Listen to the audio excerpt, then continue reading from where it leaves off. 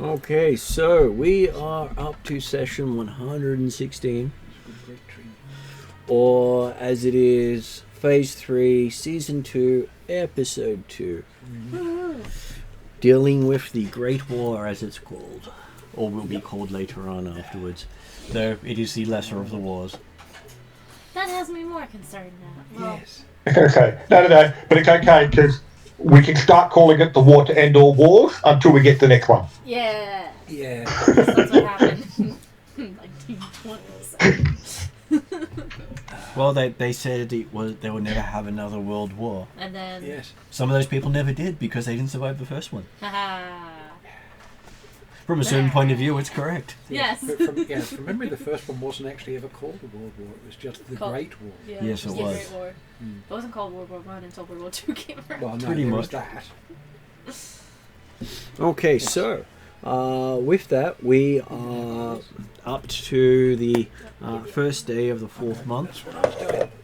So you're up to the second month of spring, so the green moons.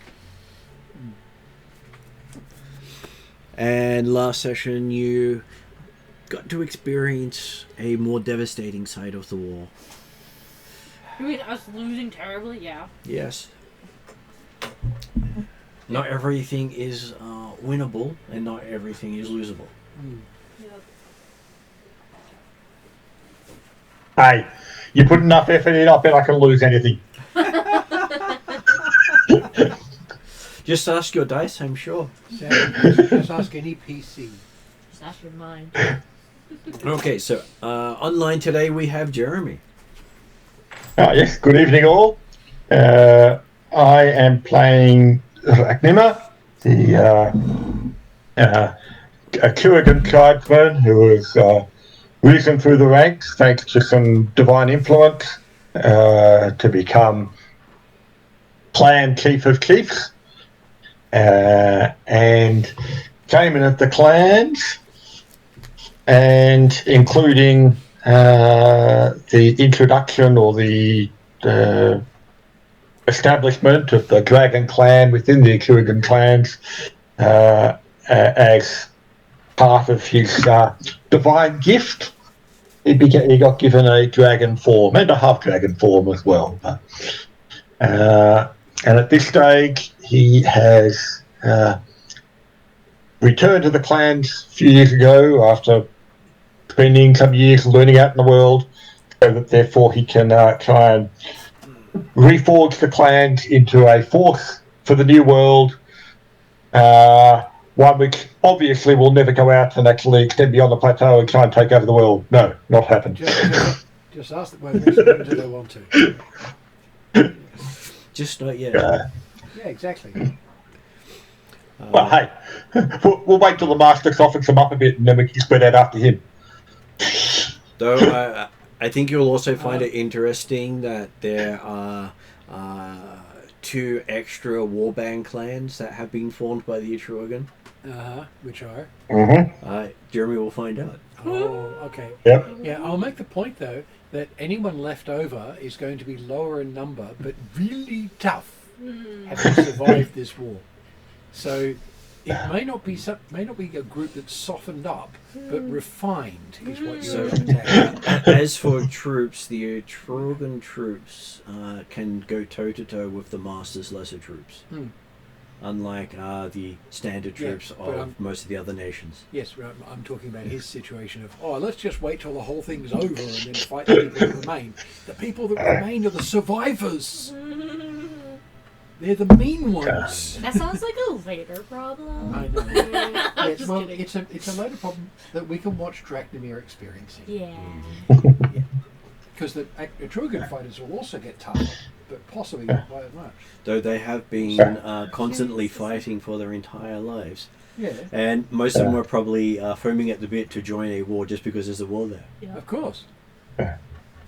But yes, currently Dragnimir is holding them back somewhat because he's got plans for them when he can extend the borders of Atruaghin itself and thereby claim a have the clansmen fighting for their home territory, and obviously everyone fights harder when they're fighting for their home territory. Yes. And at the same time, remove any retreat options for the master on the southern end of the continent. Yeah. Which then brings us to the table with Paul, who is Clawel, I'll start calling him the attempted diplomat because he's never in the right damn place. Because everyone needs him elsewhere. Well, he's likely to get practice now. Yeah, but when he would be useful is like 3 years ago. Or starting about 3 years ago. Clan head, or at least clan frontman.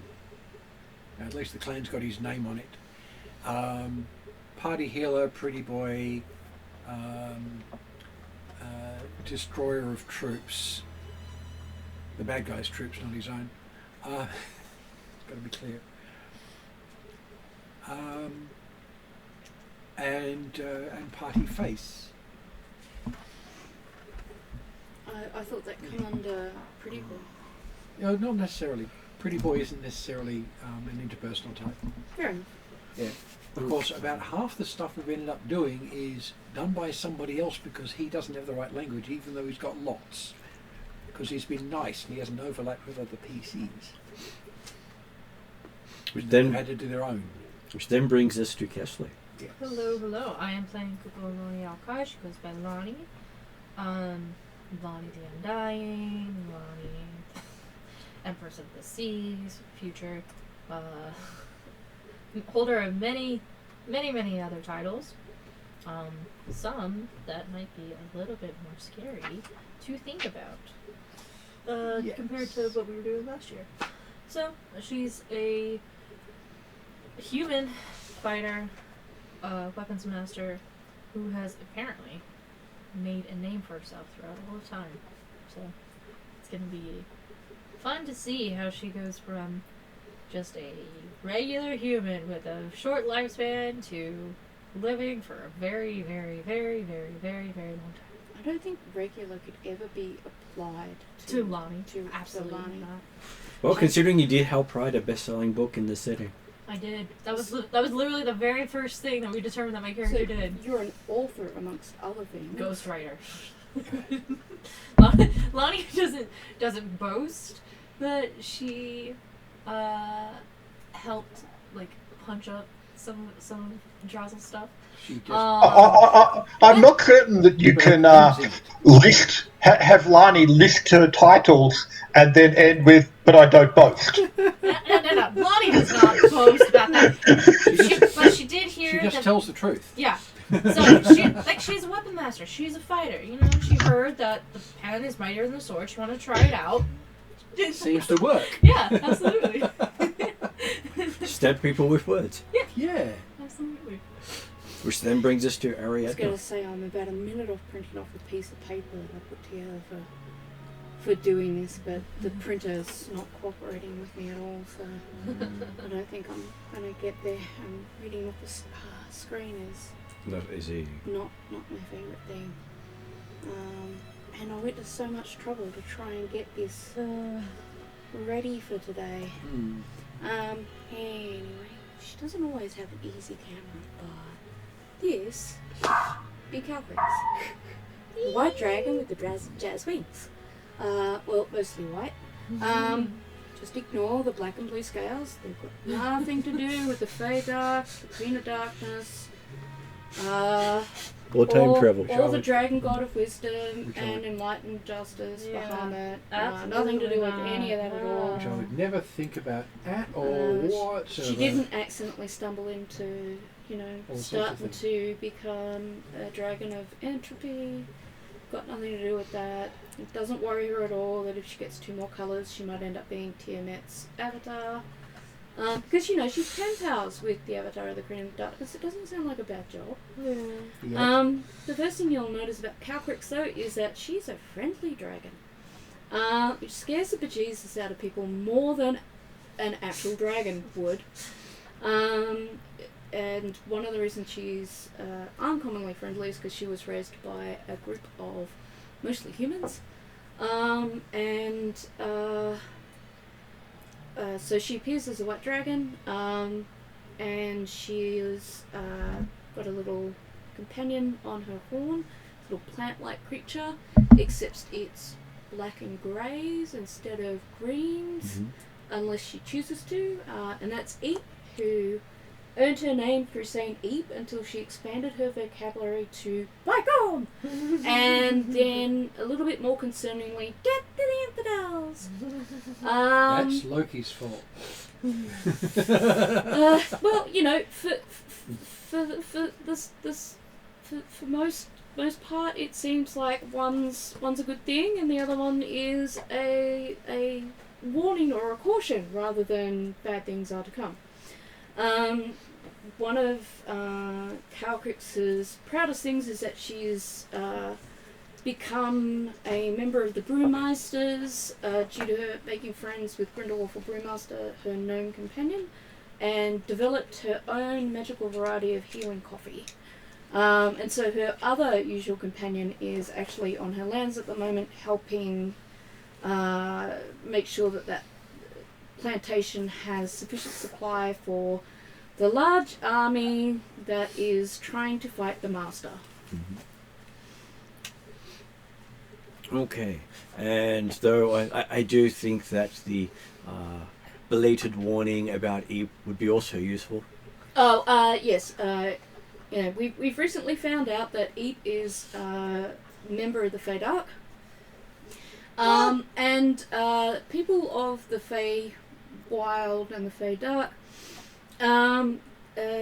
have, just like dragons, they have a certain etiquette and rules surrounding their things. So I'm trying to get to a position where I'm not spasming, because that would be good. Certainly be less distracting. And so one of the other things that Calcrix laboured over and developed was a bag of holding cookie bag that has healing properties, which she's been known to hand out as both comfort and healing to everyone. But because once Eep became her companion, she allowed Eep to do the handing out of her cookies. And it turns out that if anyone that's Fey gives you a gift, that comes with obligations. So one of Calcrix's new semi-high priorities is to have a chat with the Queen of Darkness, and find out if this activity of Eep handing out the cookies has been accruing obligation. The cookies are technically Calcrix's, and Calcrix never gave the bag to Eep, only allowed Eep to hold it and have the pleasure of managing the distribution of the cookies, not giving them out. Though the can you pass the salt can also provide obligation from a Fey. Yes. Yes. Sounds like So that's Yes. well. She has gnomish. She's already sent a letter home to Grindelwald to ask for the gnomish legal team on her lands to investigate whether or not Yes. Calcrix is hoping she can negotiate to either take on any obligation if there's obligation, or arrange an exchange of goods, especially on behalf of any of her party members that might have accrued obligation. Although she realises this is going to be very costly and might make her cry if she has to give up gems. She needs to at least determine the bounds of the obligations. And they also found out Eep's natural food source, fairy dragons. Yes. But Eep has been, Yeah. or I think there's going to be a cutscene, because Martin's asked people for cutscenes where, and I have a number of scenes written up here, and one of those scenes is Calcrix ensuring that Eep does not eat any fairy dragons at the moment because she has sufficient. As long as she's got sufficient food, and as long as it's not a party member, you eat evil things, not good things. Needs to check with her. So that'll be an interesting conversation she has. Clarify the meaning of evil, because that would be Yes, careful. yes. This is another thing that she has got her gnome legal team on, because she knows What is the that definition of evil? she knows that From she's the going point to of view have of to a have fae. this discussion From the with point of view of the dark fae. the Queen of Darkness. But one thing she has discovered, she's always wondered why the scars she accrued in the first battle were gold, and this is not confirmed, but she's been doing research into Bahamut, and apparently Bahamut is often accompanied by gold canaries and gold dragons. So maybe it was her dad that helped her out. 12 gold canaries who are actually 7 in the source Martin gave me. Yeah, But it depends. 7 or yeah. 12, but they're shape-shifted gold dragons. I need to Yes. predicate that with. Yeah. I need to confirm that with the GM. Oh, if Calcrix is allowed to have that knowledge, or whether that's knowledge she will come across in the adventures to come. Exciting stuff. But she has a suspicion. The main suspicion is that Dad might have helped heal her up when she fell on the battlefield. Yeah. Of course, I have my concerns that when we're talking gnomish lawyer team, if they're any relation to Quinn gnomes, I don't know a dragon will live long enough to hear their resultant decisions. As long as they're not building a law device, it's fine. And they're not Quinn gnomes. There'll Quinn be gnomes are specific. no building of law devices. No. And I don't know what. Martin, can you enlighten us as to what Kryn? Dragonlance. World. He's talking about Dragonlance gnomes. Dragonlance, yes. Dragonlance gnomes will mostly fail at everything they build because that's part of the setting. But it's also the fact that everything they talk about is very extensive and very specific in great detail about every statement. But my point though is that Kryn gnomes are very specific to Kryn. Absolutely. So we don't have to worry about them. However, I've seen other stuff for gnomes where all of them like making devices and doing things. It's just only some of them are good at. In this setting, the gnomes are the harshest lawyers you'll come across. Yeah. Because they also have their pyramid schemes they've been selling to people over the years. So two things. Martin absolutely said that it's not Forgotten Realms and Dragonlance that the sources come from. So we don't have to worry about that.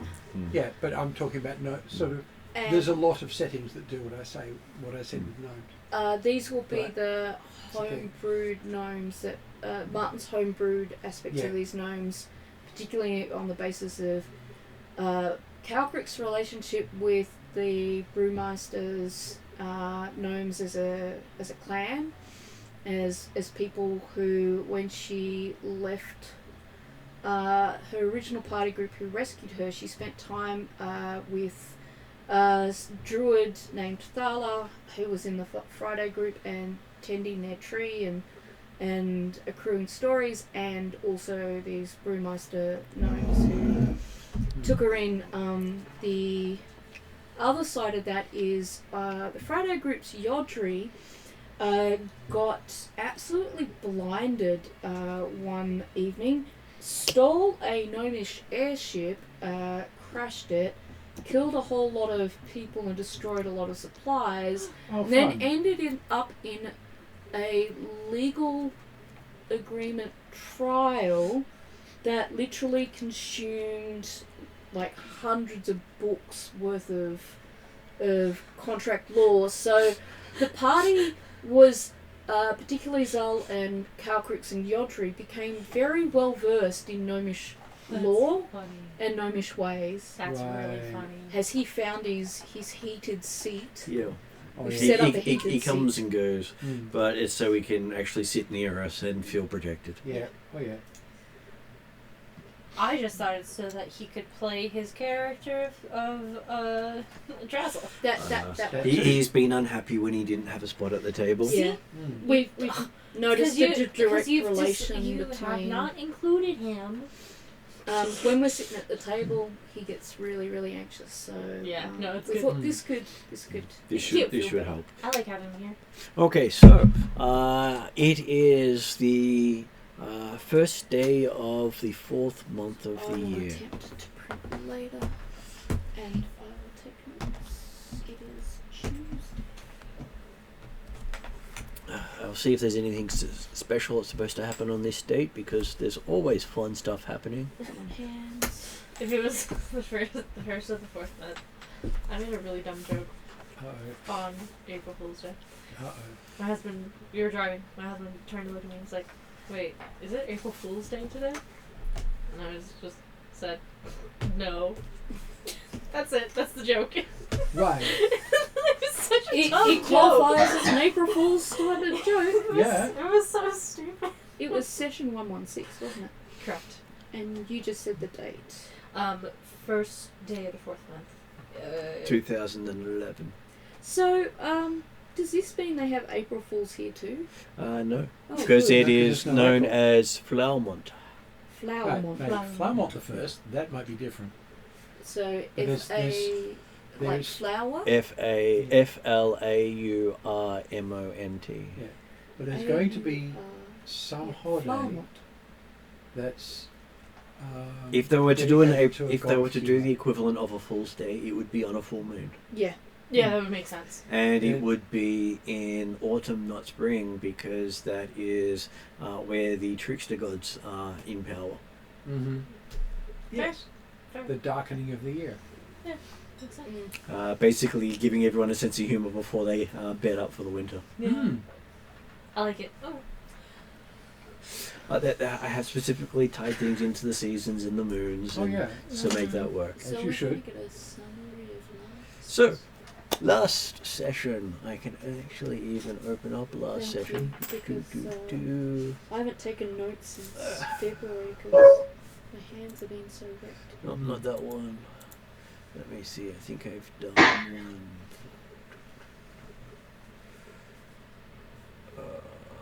Where do I go? There.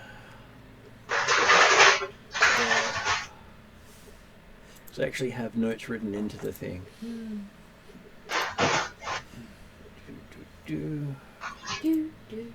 Okay, so last session you had a big battle going where you That's right. got to see a 80-foot tall Dracolich, Oh, Yeah, that was okay. scary. though you didn't actually get to battle him. No. is that- Jeremy, there's also some background clattering on your side. I was just turning off, muting my microphone. All good. And you had a flashback to Llewellyn's Boil. Mm-hmm. And a party going on there, and a rather specific statement told to Llewellyn if he wanted to keep his boil. Boyle? It's the name of. Well, it's actually my gear, is that name. I But know. it's B-O-Y-L-E, Yeah. and it sort of basically is my stuff. Okay. It's a So- collection of things, Kind of like your contents, your house contents. basically. And so his sister gave him an ultimatum. Do you remember what the ultimatum was? Yeah, stay out or lose it all. So you can't access your stuff?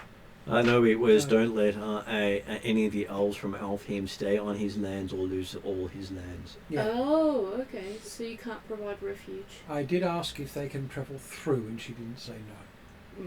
She also didn't say yes. And she also didn't say she wouldn't attack them if they did. Yes, well, I just have to get strong enough to do something about it.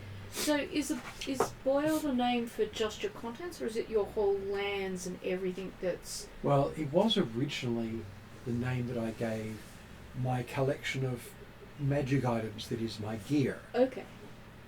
And It's just Martin's just decided to expand it to my domain as well. Okay. Works.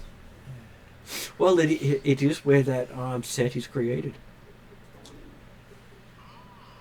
And no one... That wasn't supposed to come up. No, that was the thing that came up on here. I just heard my gracious. Yes. And then we had a flashback to Lani's Pier and the celebrations going on there. And how there's an awful lot of people heading out to sea who may never come back. They know they're going on a suicide mission. Pretty much. Because it is a last ditch effort to try to get one up on the master. Well, they don't think that the probably about 200-300 people that went in the waters would have made a difference in the battle. Yeah. So. And when you sort of state that you don't think 300 odd people is going to make a difference. Yeah. Just to show just how dire the situation is. Yeah. And the fact that it was a joint effort by areas that aren't the friendliest of Warring nations joined together to join that expedition. Yes. So. Actually, I have to look that up. And that it's been led by a group of halflings that are related to Friday Night's Yodri. You actually got to meet his parents.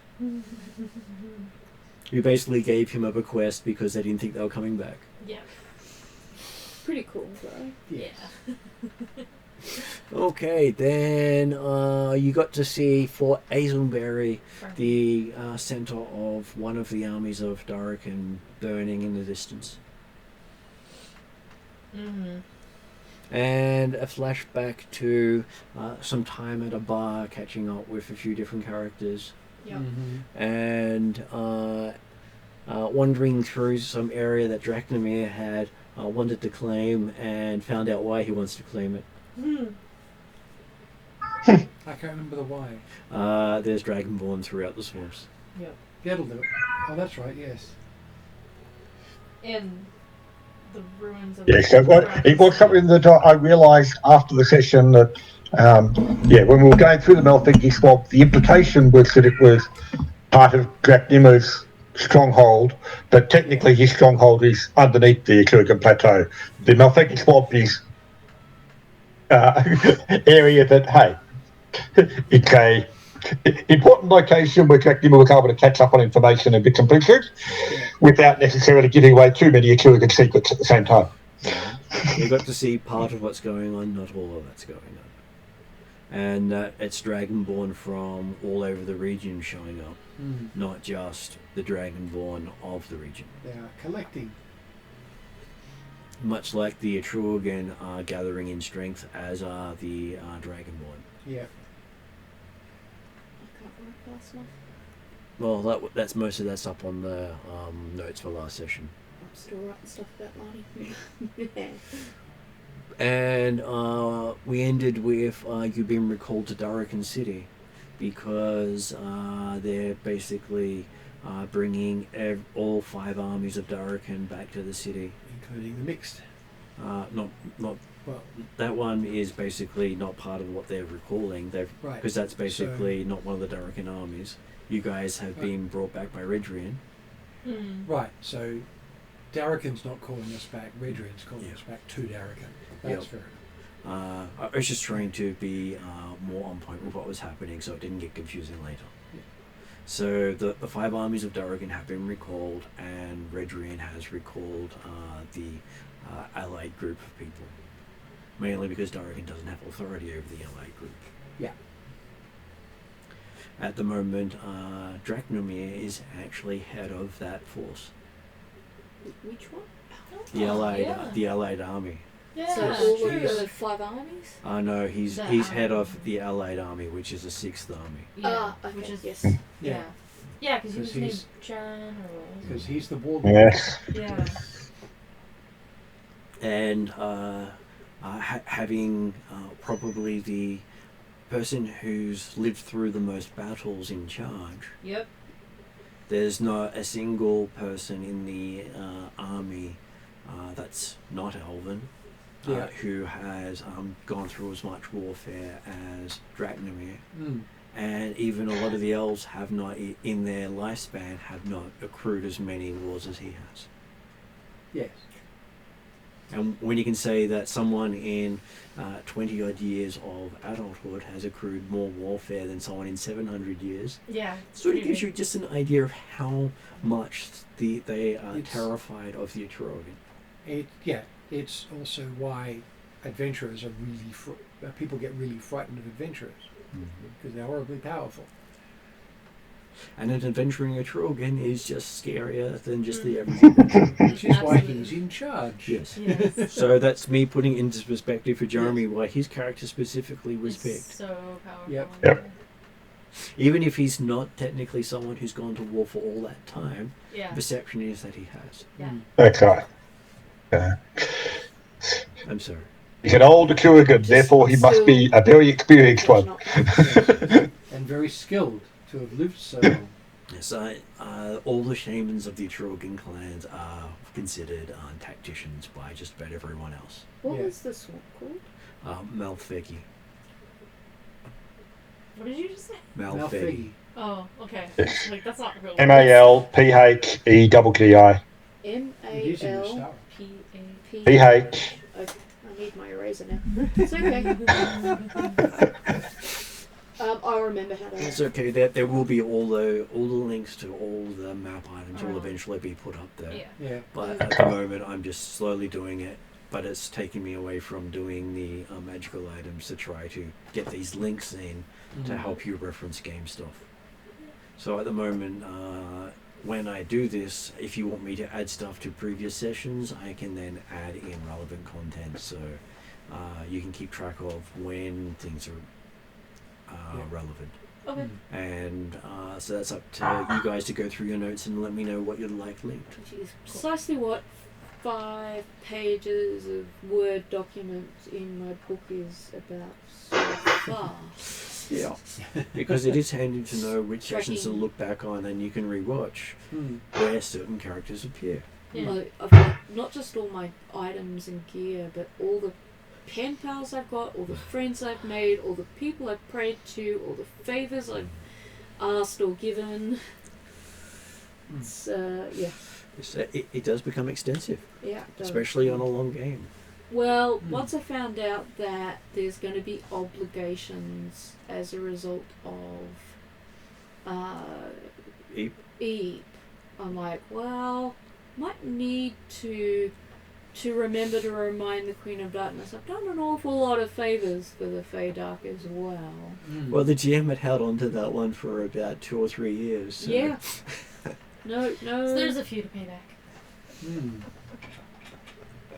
That's why she's looking into it. And the perfect time was when a Fey Dragon came into the group. Yes. So that was the Friday night group that got that little tidbit of fun. Okay, so you are at the Night Rivet Inn in Durrican. Redrian has a lot of people coming and going. You're actually inside Durrican City, unlike most of his other establishments, which are outside the cities. Yeah. Because So it's the central one. the outside the city means you can enter the countryside or the city a lot easier. Oh yeah. Whereas inside the city, you're basically have to announce yourself more. Yes.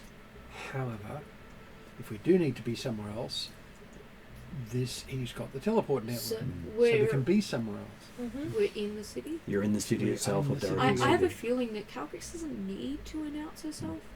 She's just She's just visible. visible and Yes, and as Her with, presence announces itself. and as against most of the places we've ended up staying here, we're staying at my place, at least my family's place. Although how things actually that gets interesting. Actually, no, it's direct family place because it's actually family members, not clan members. Is where I'm staying with here. So yeah, still got noble lifestyle. Pretty good. And the thing that you hear is the buzz of excitement through the city because there's just so many people here. Yeah. the combined armies of Darkin match about 30,000 troops. Yeah. And they have been conscripting people to refill those ranks and bring the army back up to strength. Mm-hmm. It's not going to be a strong army, but it's going to be a one of the largest armies the world actually knows. That's Jeremy typing. Oh, okay. Oh, okay, so I'll mute while I'm doing it. I just adding some notes to my character sheet. Oh, Yes. oh good. Yes. So yes. Put your keyboard on top of a folded piece of cloth or It's a something. laptop. It's part of the Oh. unit. So. Yeah. Right. It's just that it Your sounds like resonance. galloping or something like that. I know. And because it's, Because he's just thumping the. yeah. And here you didn't want to believe that he was just been riding on a horse the whole time? I did believe that he was riding a horse. I'm curious if the thought of my typing speed could ever be considered galloping. Oh no, it's not. It's the rhythm. It's not. Yeah, well, it's not Yeah. so much the speed. Mm. It's the fact is, and then a pause for like 5 seconds. Then there's no horse All does good. that. If any horse does that, worry. Because that's going to run, fall over, I run, said fall over. remind me of, Okay. not years. I know. No. And It's funnier this way. you see just about every townsfolk either carrying a spear or holding a dagger. Concerning. Where Practical. Darkin is not really the most martial of places you know. You have since learnt that it has 30 legions associated with the nation. Yeah. That's a lot. And considering most legions are bigger than a lot of other armies, a single army of Darkin that has 5 is normally the size of another nation's army. Yeah. So, is this? So I'm trying to figure out. You said there's 30,000 soldiers in the 5 armies. How does these legions, are they different? I set of believe people, or- that there are 6 legions in every army. Okay. Legions are usually more organised than sort of But traditional armies. why are you mentioning the legions? Because most of the soldiers are attached to a legion, and then the Okay. legion's attached to an army. Right. And a soldier won't recognise the army; they'll recognise the legion. Okay. Still not putting all of this together, but alright. It's just a grouping of stuff. Okay. It's how they group things. Okay. You'd probably recognise it as just the 5 armies. They recognise it as the 30 legions, Okay. Alright. So I'm guessing Yes. a legion is 1,000 troops. roughly. And you're saying that these legions don't recognise other legions? No, I was saying they recognise themselves as legions, whereas most other people would recognise them as armies. Okay, alright. So As it's just a different As in terminology. individual soldiers. Okay. Individual soldiers Yes. fighting. It's just Yeah. extra information my brain. Yeah. you Yeah. know, It's doesn't two need to filter. functionally it's 2 words for the same thing. Just that Well, legion, brigade. It's basically they're the same. basically a brigade, yes. Yeah. Because an army Or isn't a military unit; it's a collection of military units. because in Mystara's terminology, each legion is a division of troops, and they have a specific thing how they describe each grouping of troops. Yeah. It's all about perspective. Whereas Karamikos, which is the original setting that was used, its entire army is about the same size as one of Darkin's armies. Yeah. So the reason that if Darkin were to fall, that the entire area would be in trouble, is Because it's got almost as many troops in its 5 armies as most of the surrounding nations have. I'm gonna say Yeah. because there's only like 5 to 8 surrounding nations around Yeah. Darkin. So Yeah. But Darkin has enough troops to support fighting all of them at the same time. Yes. exactly. It's a And bit that's like pretty Australia's 2 million people filling up Australia, whereas Hong Kong has 2 million people in the space of Sydney. Mm-hmm. Yes. 22 million people, sorry. Yes. Yes. Yeah. Or not quite so constrained, Britain, which is the same size and approximate shape as Victoria. Yeah. With 3 times the population of Australia. Yeah. Yep. Yeah. Yes, you don't really have rolling countrysides in comparison to what we have here. Yeah. Okay, Well, so yes, moving on. Yep. they are basically having various parades of the legions. Mm. Are there bards playing folk music? And it's like, I'm proud to be American. Yes, there would be Oh. lots of music With playing. American accents. Yes. Yep. With particularly Texan accents. Yes.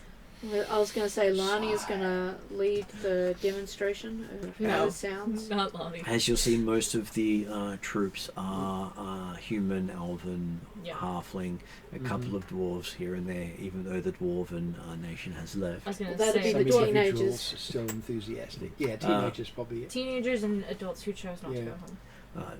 Or adults who can't go back to Rock. That too, because I mean it's been closed off now, right? Some of them were outcasts, Yeah. which There- meant that they that couldn't too. go home. That's And it. this may be their only home. Yes. Mm. By the way, if you want a song performed for Lionel, Yes, Claw will sing it for you. Because he's good at this stuff. I believe that. Yes. He actually had. I took singing as a musical instrument. Nice. It is a good one to take. Calcrix also does Okay. singing as a performance musical. Hmm. I think Lonnie took something in one. Let me check. Yeah. She's got a song wand. Songstress Yes. wand. Singing and dancing in his case because they're very elvish. And coming on to midday, Redrian gathers you all into one of his rooms to discuss what needs to be done next. Yes. All right. He looks at you and says, things are in a bit of dire straits at the moment. Just a bit. You don't say. Well, every day there's at least 100 to 1,000 more troops crossing the lake. Mm. Sounds like a problem. Yep. Yes. And we'd activate the moat monsters, except they've already been taken care of. Yeah, so he seems to have found a way around most of the natural defences. Mm. Yeah. And using the lake instead of the roadway Mm. or the mountain pass. We need to find Obi-Wan Kenobi. She's our only hope. The high ground would probably help, he says. Well, isn't that what we drew have? It is. Yes, the thing is, they've got the high ground over there. Yeah, we need the high ground elsewhere. We need to move Atruaghin over here. Yeah. Mm. I can just see this plateau on wheels. Except the So- high ground doesn't work so well if you can fly. Yeah. Unless the high ground can also fly. Unless the high ground can fly. yes. Atruaghin on with wings. Alright. No, technically, Big you're talking about the helicopter Master's Mountain, aren't you? Yeah, I know, but Yeah. the Atruaghin Plateau doing the same thing. I think Atruaghin Plateau wins. I was going to say, what I'm hearing here is we need a great gnomish device. Exactly. So the entire plateau Worry covered in about the helicopter energy needed blades. to fuel that. Mm. Yeah, well, given it's the gnomes, it's going to be lives and souls. And Hey, have you been managing to sneak into Draknima's secret plans? yes, yes, as often as possible. So, okay. The two little mice in that room, by the way, very, the lab rats, nice to deal with. Mm-hmm. So, with Redrian, I guess Lonnie would say, so, I know things are getting a bit dire now. Do you have any heading where we can at least try to be useful in this? Says, well, we could probably rely on some allies to help us out of this. You spent a lot of time working for other nations around here. Now's the time to start calling in those favours. Okay. Especially the Dwarven one, because you're the only ones who have access to the Dwarven King now. That's a very good point. That is true. Though you do remember, you never did the quest that gives you access to the Dwarven King. No, we didn't. What was We the didn't? quest We didn't have again? the time. And You decided to go elsewhere first. Yeah. what was the quest? Deal for problem in the Underdark over a year ago. It was, What yeah. was the problem? So how about we go and do that first? Yeah.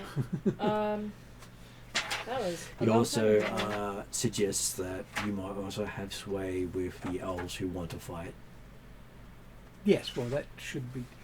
Yeah, that's going to get a bit interesting, Because especially since I might be able to get ones from both sides. if we can get elves back on the battlefield, there's a chance that they can hold the ground through most of the year. Yeah. So they might be more urgent than the dwarves. Yeah, at the moment they would be.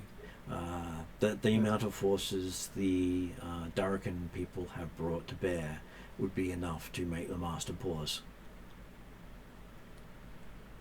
So something to tip the tide a little bit further in our favour is actually going to have a pretty big effect. Yes, the forces here are so green that they're not going to really survive a actual strike. Yes. Because So- Darkin has lost over 10,000 troops in the battlefield. Right. So giving them enough time to actually get trained up to being remotely useful Yes. is also a good idea. Yeah, so definitely talking to elves. Yeah. He has some people lined up to deal with Karamikos, and if he can get Karamikos on board, the Five Shires will follow. Yep. That's true. They won't come if Karamikos is busy. No, because it's far too fun a target. Well, it's more the fact that for the halflings, they don't want the Black Eagle barony left unattended. So Yes. Karabikos is part of the force, and if they're helping, then it means that they're likely assisting the halflings. If the halflings assist, then they're more likely to get assistance from the Black Eagle barony. Yes. The idea is that if Darkin sides and Karamiko sides with Darkin, then it's not siding with Thyatis and leaving the region. Yeah, there is that too. Though they may also be looking at someone to talk to Yalarum and Thyatis itself, because Thyatis might be able to spare some troops. So, could you Which I could also do. pause for a second? Because I missed She's the got to thing catch about up. Karamikos. Okay. Because you guys talk way faster than I can make notes. He was explaining things to me as well on top of that. So There's something to do with he's got a group dealing with Karamikos, but something about if If Karamikos is on board and helps Darkin, then the Five Shires will also follow suit. okay. Does Radrian really think that Thyatis is likely to spare any troops from their war with Alphasia? They have so many troops that a couple of legion won't be missed. Even if all they can send is one legion is better than no legions. And a lot of the Thyatin legions are better equipped than any other army in the nations. And I guess the Thayatins might send one of their weaker legions as a bit of a training exercise for them.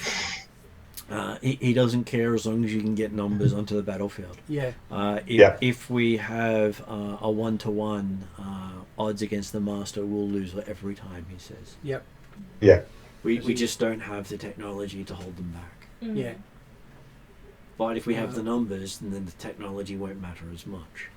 yes, He also doesn't want to field stronger technology because that will just create a... He'll gain more power if he takes it. yes. yeah. Yes, because the moment you put that on the battlefield, he will target that to the exclusion of everything else.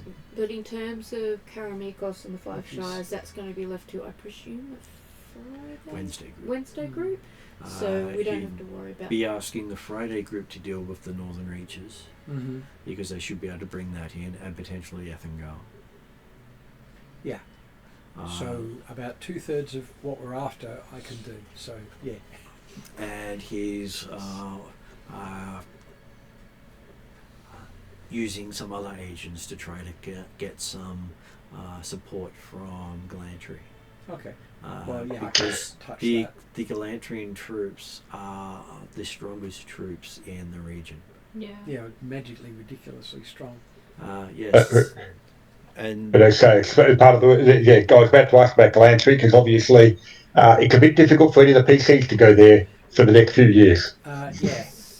Except for Cal. no, you Except possibly a Calvins Atruaghin. can't go to Okay. Galantry, but Calcris can pass the Master's lanes. Oh, okay, sorry. That's wrong, different wrong thing. land. Wrong boundary. Yeah. Yeah. But he does have agents who don't know what's going on who can deal with it for him. Yes. As long as they can follow orders, that's all he needs. Yes. Even Jack Nimmer, that technically doesn't know what's going on, has been told he can't go to Glacier either. Yeah, because you know enough to lead people to those that they are after, and you wouldn't survive the experience. Yes. Well, no, but it's the fact that Jack Nimmer specifically does not know I know about the I know, Brotherhood stuff. I So. know, but they know that you, or they will find out very quickly that you know about someone who is. Him being a half dragon will draw is a another lot of thing. attention. Yeah, that becomes a target in his own right. But they would find out that you know someone who knows what they're after, and Guilt by association. yeah, and yeah, you wouldn't survive the experience, and they'd come after us.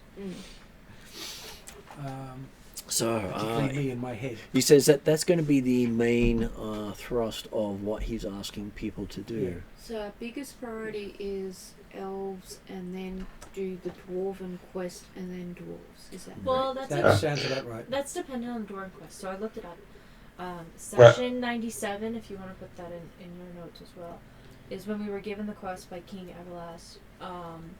It was the similar thing in Arendi, where you know how the negotiations between the water and the surface were disturbed. It was also the negotiations between the Underdark and Yes. the surface with the dwarves was interrupted. I think So- that's why we decided to do the Erendi quest, because we thought Yeah. that might impact on Because the king, in a Yeah. positive way on because the the capacity to king do also the other said that like that And it would do. was of equal. But he admitted to that with the idea that we would then go into the Underdark Yeah. following that, but we never Exactly. did. So We went who elsewhere Yeah. was the it was because we negotiations found important between- things that we just kind of had to like. So with King Everlast, it was negotiations between who again? The Underdark The Underdark and and well, And the surface. surface And the surface. dwarven surface Dwarves are the main ambassadors between the underground. because they're the closest. Yeah. They're Well- one of the few species that lives in both worlds. Yeah. Yeah. okay. Does Retrian have any indication as to time span that we might have available to gather these troops or gather this support? He says you've probably only got until winter before the Master's got his full forces across. Makes sense. Great. So we're expecting that the Master will be spending the next 3 months getting forces across the lake, but not necessarily they're actually staging and holding position to not be caught halfway between type stuff. Yeah, He, well, he takes has a while. he has turtled Yeah. in around the city he's taken. Yeah. And that means that it would be very costly to push those forces into the lake if they can Yeah. actually achieve it. Happy with that. But- So say winter, and we're saying it's the first day of autumn. You said. It is the second day or second month of spring, and Spring, sorry. so you still got another 8 odd months. Okay, yeah.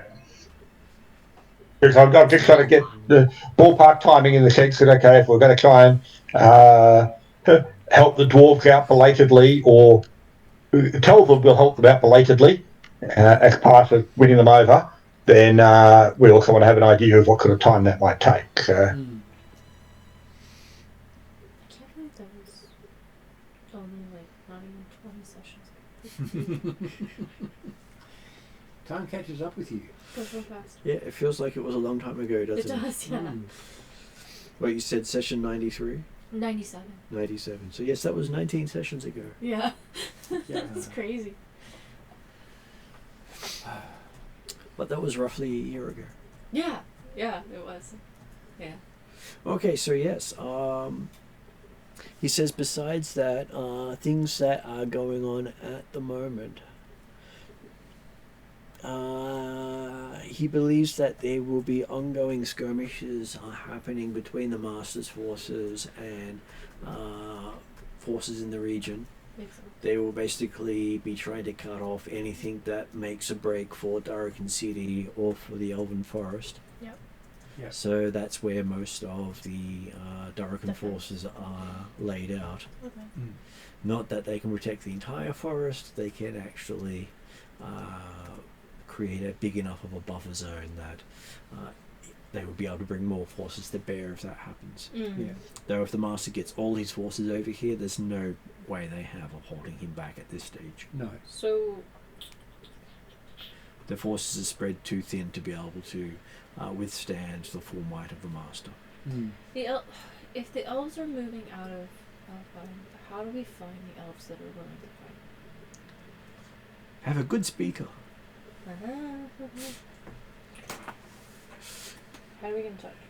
Do they have phone And number? potentially Jazzwings, he says. Yes. Yes. I think the jasmines are actually very important. Maybe I should So get some. he also adds that there's rumours of Elven artifacts surfacing all over Darkin. Yeah. As basically looters are going crazy. Hmm. It's either looters or family members Being, di- not being as discreet as they should be. or running into people they can't handle, Yeah. which is actually both are going to be true. So there's some concern on his side that some of those artifacts may end up in the Master's hands. Well, You most said definitely. there are Or- elven artifacts? Yeah, Yes. elven artifacts, or they may be abused to be used against the Master, because most elven artifacts aren't designed for combat. Hmm. Oh, yeah. They're designed for They're designed for life, wonderful life. art, Practicality, yeah. Yeah.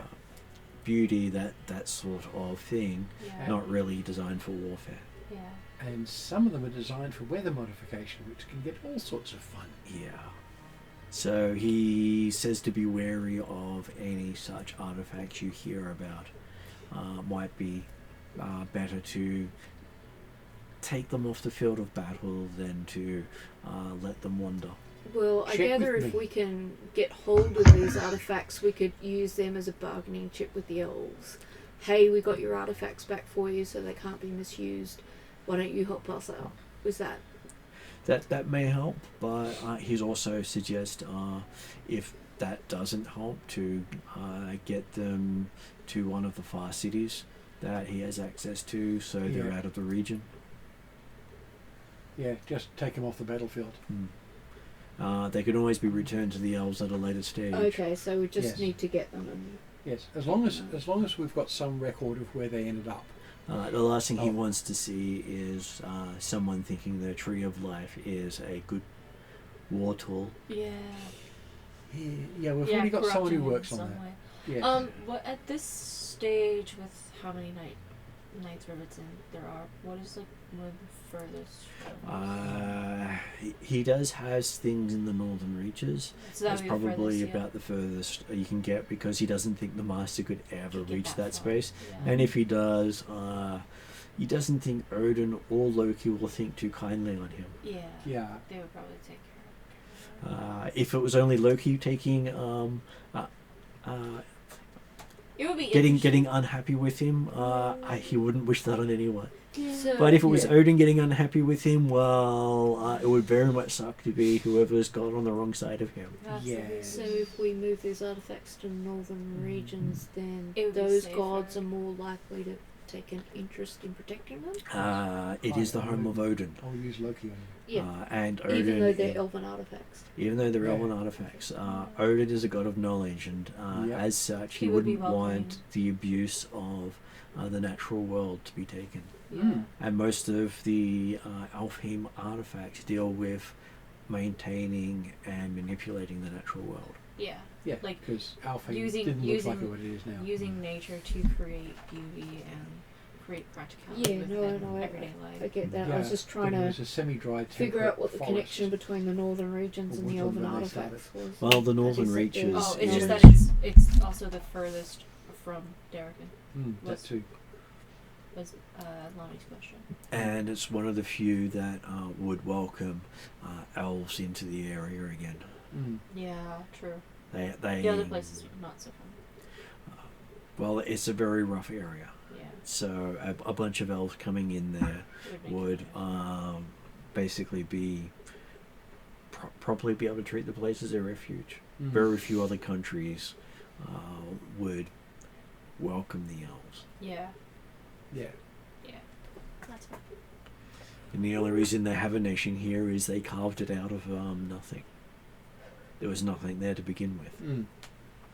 So, I says, besides that, Well, probably some orcs and goblins and things, but who cares about them, right? he does say that in Elfheim at the moment, there is a civil war between the elves over the migration of the clan trees. Yep. Not just between elves and shadow elves, but between elven clans. That I'm not surprised.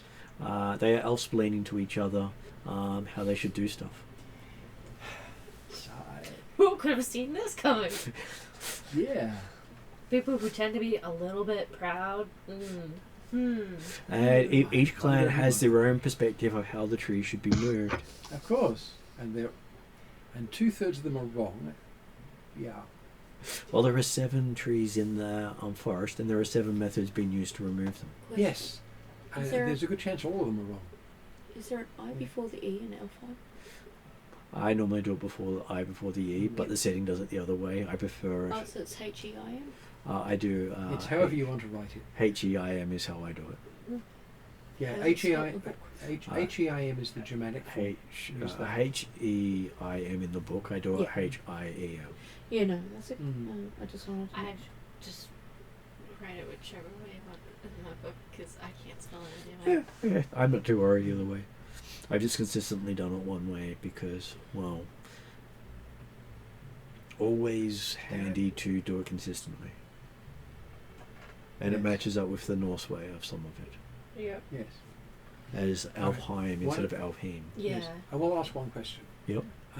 As part of my downtime, I've included picking up portalology Mm. and getting up to second circle the same way I am with the other ones, and getting reputation up as well, because silly not to. Actually, reputation first. But what sort of spells would I be looking at? Because there aren't any in the Protectologist spell list at the moment. They would be. Well, movement and what's it spells, I'm presuming, but I'm presuming you haven't got to that as a list yet. I haven't put a list together of that yet, no, Yeah. but it Yeah. does have a descriptor list of what each Yeah, of it's them- got a very simplified one, but yeah, because there are only a few words for anything. How does that affect my ability to move through things like Dimension Door with my sword? Okay, with your sword, you can lessen the damage or take a certain number of items with you.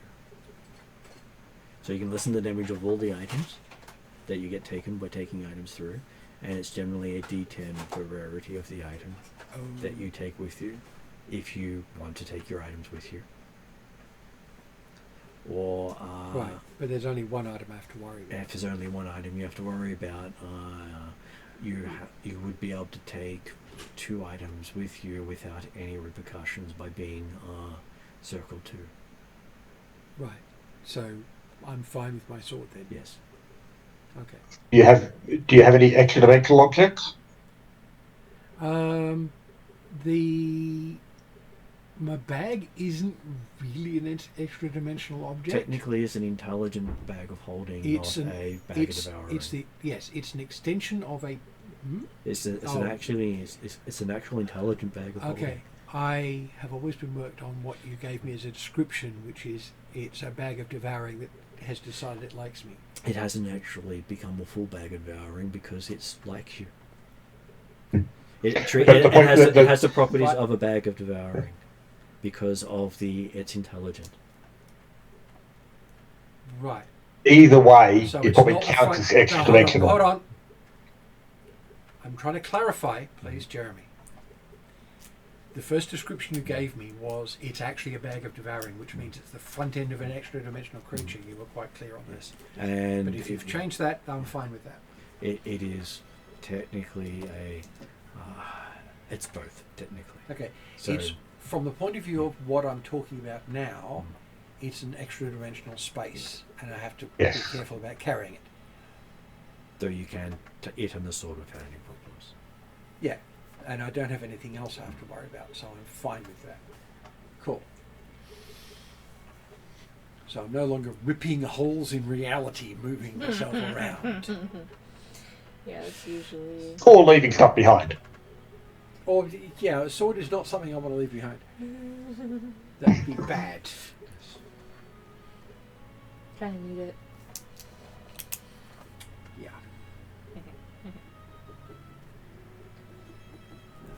Okay, so It's still going to be useful. they're also Spells. also talking about how the Feywild has been cut off from Alfheim Yes, I knew that was going to completely. happen. Yeah, And That's left a whole heap of Feywild creatures Just stuck run. because they can't go. They can't go have back. no access back to the Feywild. Yeah. I will put the word out that I'm willing to host them if they will. And the have been a increase of Feydark coming into the region. Yeah, but it's another good reason to have Fey on my lands. Protect myself from the Feydark. And yeah, I don't think my aid is going to have too much of a problem with the aid. And the bad magic points of Alfheim have been expanding. Yes. Yes. Yeah, we got that last session. Anyone scary doing any form of teleportation near them end up in it. Ooh. Yeah. They are drawing magic towards them. I will be a little careful about that. Even things flying over them are at risk. I'm not surprised. Things like that are hemispheres. Yeah. It is a scary place, he says. Well, if the Shadow Elves are willing to take care of the bad things, actually, the fact that the trees are leaving and the magic that is sustaining Alfheim is leaving would generally mean that if those are getting bigger, they're also going to get weaker over time. Or worse, because there's nothing keeping them closed anymore. Yeah, but there's nothing forming them either.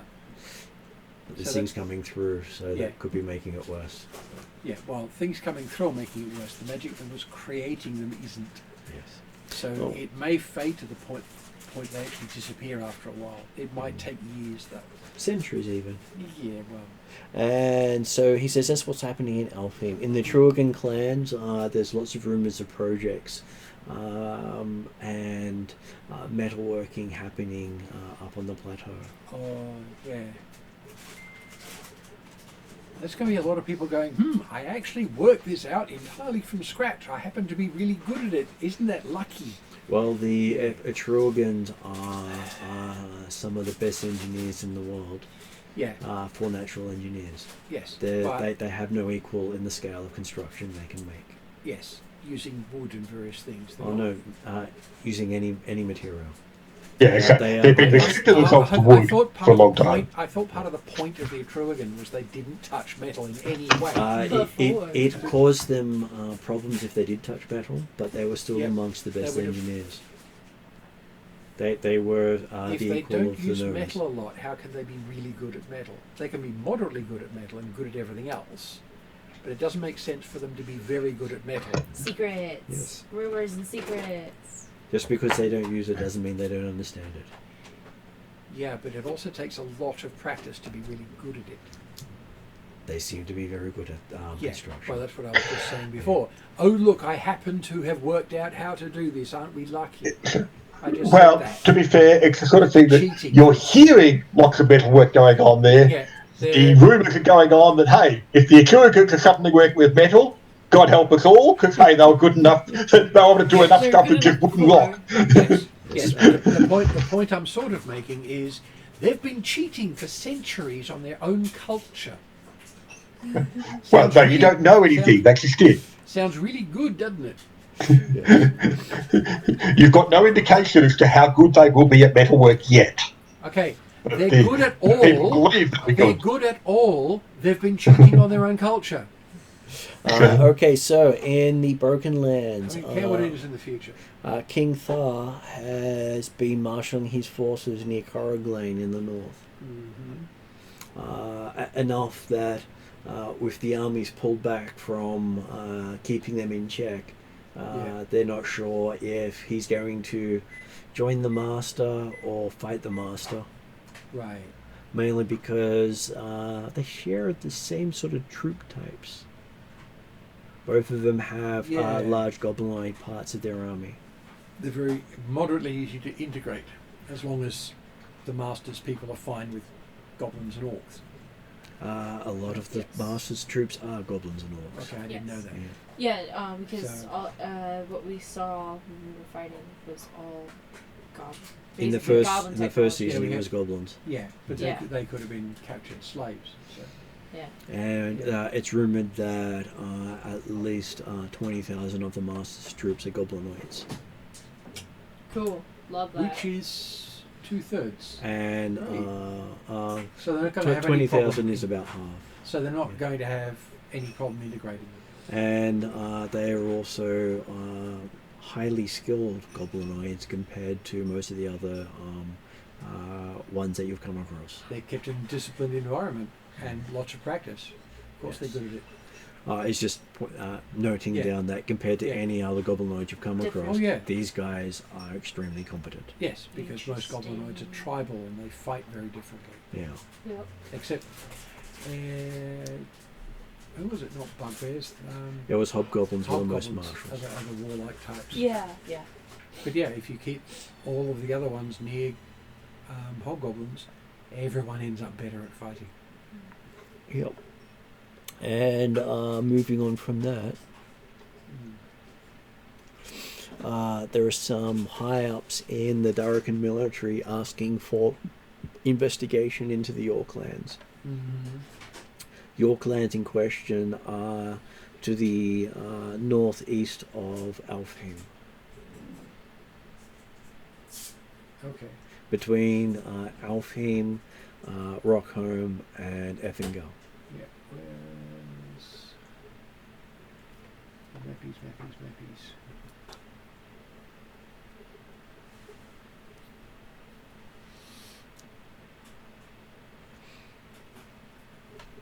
And there's still some clockwork automations causing havoc near Salonika. It's something we might have to do something about.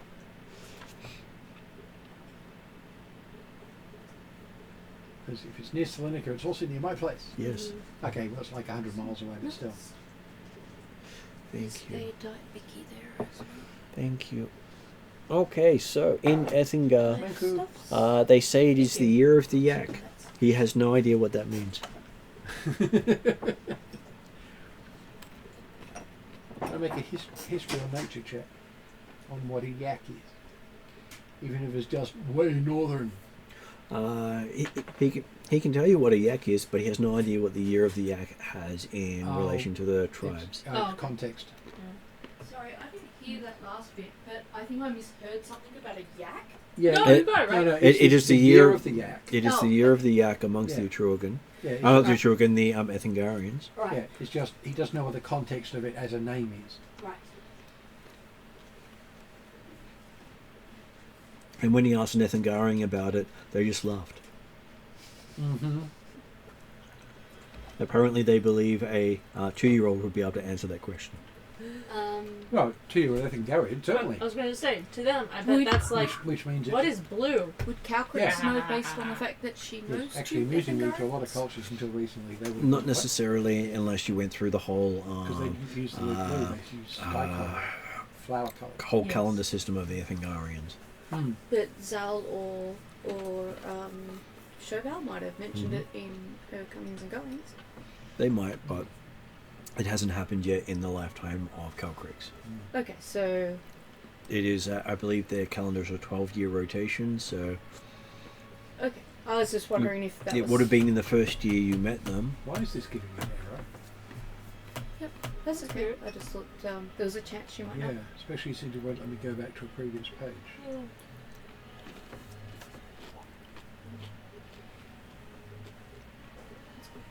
Okay, so it says in the Five Shires they are currently saying that a pirate treasure has been stolen by the Black Eagle Barony.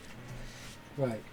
That's going to be one of the we're things we want to doing get back. news now. So I heard Mhm. Auckland's and then something about the Year of the Yak. Year of the Yak in Effingham. Okay. And that was No. just it. It's just the Year of the Stupid Yak. bloody thing. And then and a pirate treasure in thingy. In Five Shires. So the Auckland's one, was that significant or just mysteries around? The merchant princes of Darrakin, the higher ups of the nation, have basically looking to hire someone to go and investigate and find out what Okay. King Thar's up to. Right. Thank you. And that was where the discussion of King Thar's forces have a good racial match with the Master's forces. Which means that if they were to join forces, it would make the Master's army swell greatly and give you a war on two major fronts. And of course, on the flip side, if we can convince King Thar to side with Darrakin, then their own forces might help undermine some of the forces of the Master. Yeah. Though he does not recommend a group with an elf go and see them. No. Because that is basically a blood enemy of the orcs. I would have to use disguise self on myself. Okay, and then there was the Year of the Yak. Was there anything to do with that, or it's just the Year of the Yak? Just that he thinks the forces in Ethingar are gearing up to strike somewhere. Just no one knows where. Okay. The Ethingarians aren't that predictable. So the princes of Ethingar want to look into the Aucklands. The princes of Darrakin want to look into them. Oh, Darrakin. Sorry, this is why I confirm these things with people. Yeah. Alright, Darrakin. And then Ethingar is gearing up to attack someone, but no one knows. Which also would be handy to know is the entire list of stuff is available that I'm going through on the season page for the session. Yep. When... Okay, so the next thing on there was the Five Shires were complaining about a pirate treasure being stolen by the Black Eagle Barony. Not saying when it was stolen, just that they want it back. Black Eagle Barony has had it for 4 centuries. It's getting urgent. They need to do the front lawn. Okay. Well, it couldn't be more than 30 to 40 years. I'm playing silly buggers. Yep. Alright. And there was the Unless, of course, it was built over the site of where the treasure was buried. Yeah. That is also a distinct possibility. Here's where we find out the treasure is in fact a castle. Or a mound. In Galantry, the undead lords are escalating a battle in Galantry in the region known as Moldavia. Right. Not anything we can do anything about. But it might mean that some of the armies may not be available. Okay. Especially if they're containing the conflict.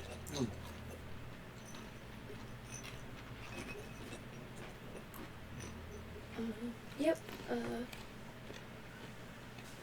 And in Erendi there is a call for relics in the ancient ways. So the Mackay relics of war. There's a what? A call? A call to recover the Mackay relics. What was that, Jeremy? Speaking of Erendi, I don't know they came up at all when we were talking about diplomatic missions for Redrian's crews.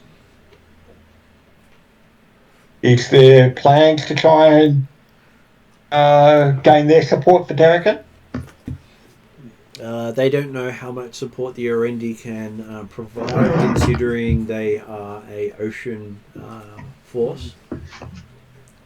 But potentially, even if they can't supply much in the way of land forces, even public acknowledgement that they're supportive of Darrakan compared to the Master may make may make it easier to win over other nations. And if nothing else, they might be able to help transport troops. If we get if the northern reaches offer forces, it may be faster to ship them around rather than trying to transport them across. He does suggest that if you were looking to ship troops, then you'd want to talk to the Minrathe guilds. Yep. Because they are the best seamen for moving things from place to place, whereas the Erendi are the best fighters on the water. Yeah. But I mean, okay, certainly, yep, Minrathe is also worth talking to. I'm just thinking about the idea from a diplomatic, strategic perspective. The more supporters the country has, the better it will look, and the more likely you're going to get other friends joining. Yeah, so I'm certainly happy to accept that if they're not going to be able to provide actual forces on the battleground, then they may be a lower priority diplomatic mission, but they may also be ones that, considering some of the work that we've done for the Erendi tribe recently, they may be easy to at least win over quickly and provide a public announcement. He does think that your group would be in the best position to get their assistance. Yeah. But whether or not you can fit it in is the question. Mm-hmm. Just putting it out there and ensuring that all bases are covered and that at least all options are considered. Yeah. Okay, so in Karamikos, there's reports of an airship on standby for a mission for the Duke of Karamikos. Not surprised. The cat's scratching at something. It just says letterbox down Yep. It's also he does it for his water. He cleans his water. Yeah, he's actually telling you to clean his water because it's smelly. there. I've got used to my cats doing that. Is there anything else in Karamikos or just that? Just that's all that they have reports of at this stage. Okay. Though they do note that the giants seem to have made some sort of agreement with Karamikos. Undisclosed. Just imagine a cloud giant with a sling.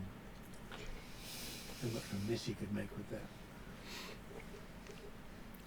So total aside, I was looking at a couple of spells, and there's a special version of the Awaken spell that works on oozes. Awaken makes a natural beast permanently intelligent. That's dangerous. So an intelligent ooze. Don't like that. Well, you can even awaken objects, so you can make someone's pants alive. Not with this spell. I hate It would have to this. be. It would be a. I know there is another one that is awaken that's object. It's an animate object. That's awaken object. It's awaken object, which is a higher level spell than this. But yeah, but this will work on trees and shrubs, which is where the awakened shrub item comes from, which is a lot cheaper than the material component of this spell, which I find amusing. Okay, so That's the reason to use it. talking about the airship on standby. Yep. Then you have Minrathad having a squabble between its guilds at this stage. Yep. Well, yeah, that's going to be infighting. As it's run by guilds, they have different opinions on what should be happening here. Yeah, well, Darrakan's going to have the same issues for the same reason. Well, Darrakan's not really having much of a squabble between the guilds because the guilds are pretty much saying do whatever's necessary to save the country, including retreat. They're not really complaining. They're not really squabbling about how. Yeah, it's fair enough. They've all sort of grown up together, I suppose. They have decided to throw everything in front of the master. Yeah. Which means that all the borders of Darrakan are unprotected for the first time in its history. Considering it has a lot of armies, That is saying something. Yep. Yeah. The Northern Reaches is currently having a. Basically, they think there's a big discussion going on between the three main nations there of Sutterford, Ostland, and Vestland. Mm-hmm. Normally, they fight with each other, but they seem to be in talks. Yeah, okay. Concerning. Well, when you think of Viking, You're not known for talking. yeah, No. though they are ruled by Odin. So talk is part of their culture. Yes. Just because that he's- normally it's beating each other up. Yeah, but his wisdom, and that's an interesting one, by the way. Odin is not a god of war. No. He is a god of wisdom and battle, but not war, Destined to fight at the end of the book. and poetry. Yes. He's poetry and wisdom. Actually, poetry, wisdom, and travelling. He does do war-related things, but that's not part of his domain. He's also He's one of the very few boss gods that doesn't have battle as one of his domains. And with that, you also have Rockholm. Yeah, I think he wants to be left alone at the moment. Yeah, He's flinching away. yeah. He was sort of accepting it as long as they didn't keep going. Rockholm have their dwarves marching at this stage. Maybe you can get some dwarves who don't want to be part of that conflict. oh, you don't want to be in this war? Hey, do I go to war for you? Yes. Well, You're going to be in one. You might as well be in this one. they will be fighting giants either way. Mm. God, not much is bigger than them, so. Or smaller than them. I'm sure they would love to be told that. Oh, I bet. This is why Lonnie is not the diplomat. Fly a giant archer. Also fun. Mm. And in Yularum, relics are still surfacing across the deserts. Mm. Yeah. And some of those are scary. Oh, now that is actually a really scary. I was gonna thought. say, are some of those also Nithian? Yes, I was. They're all about to Nithian say relics. All yes, Nithian relics, yeah, okay. So they're almost all going to be necromantic. Mm. Oh no, Nithian is not known for necromancy. I thought those Nethian, They're were. fire. Nethian is I know they were known fire, as but- energy. I know they were energy and fire, but there was a lot of They, part of the problem they had was That- that they were into necromancy. that they had access to it because it was magic. Yeah. They were the preeminent magic society that no one has yet come close to. This Yeah, is but the a lot of the tomb stuff that we I've were read in. about them It was related to that too. indicates necromancy was a big thing. Yeah. All forms of magic was a big thing for them, but fire magic was above everything else. Yeah, what I'm saying is the stuff that I've read, necromancy is emphasised in what was written about them. Yeah. It may have been the scary stuff that people wrote about, but the stuff that I've read indicates that necromancy was one of the really big things they were known for. The question is though, who wrote it? If it wasn't the Nithians themselves, This but is whoever's written it may have a bias towards focusing. TSR writers in this case. No, I'm talking about. I know that from the point of view of the writings, Mm. but this is stuff that their writers have written not from the point of view of NPCs. Mm. From So, from the yeah, historical stuff that they put into their own works that I have, necromancy was no more powerful than any of their other forms Right, of which magic. means they had no problem with it, which is what people are going to have remembered. Yeah. So So on they the memories it would be emphasised. so the reason that it is remembered so vividly is their necromancy is still ongoing, Well, there's whereas that too. most other people's necromancy has long since faded. Yeah. And all their other powers are also still ongoing. So that's why people are a bit worried about the relics that are popping up all over the place, including wish makers. Ooh. Ooh. What are wishmakers? Things You that get to they make a do. wish. Yes. Things that they do wish that aren't And- just a ring of wishes. And the drawback to wishes that Redrin reminds people is that you're asking a devil or a demon to provide that wish. Yes. They're the only people who provide wishes. Yeah, because the Immortals won't touch that with a barge pole. They provide a different type of magic. Yeah, That is, they do miracles, Yes. which Is it are like wishes, except they're not there to screw you up. So, in this setting? Is it Jinn? Like Jinn are they're considered like a demon? though they are elementals. Different elementals. Okay. Yeah. There are 5 different types of elementals that will Okay. provide stuff, but Yeah. most wishes are provided through entropy.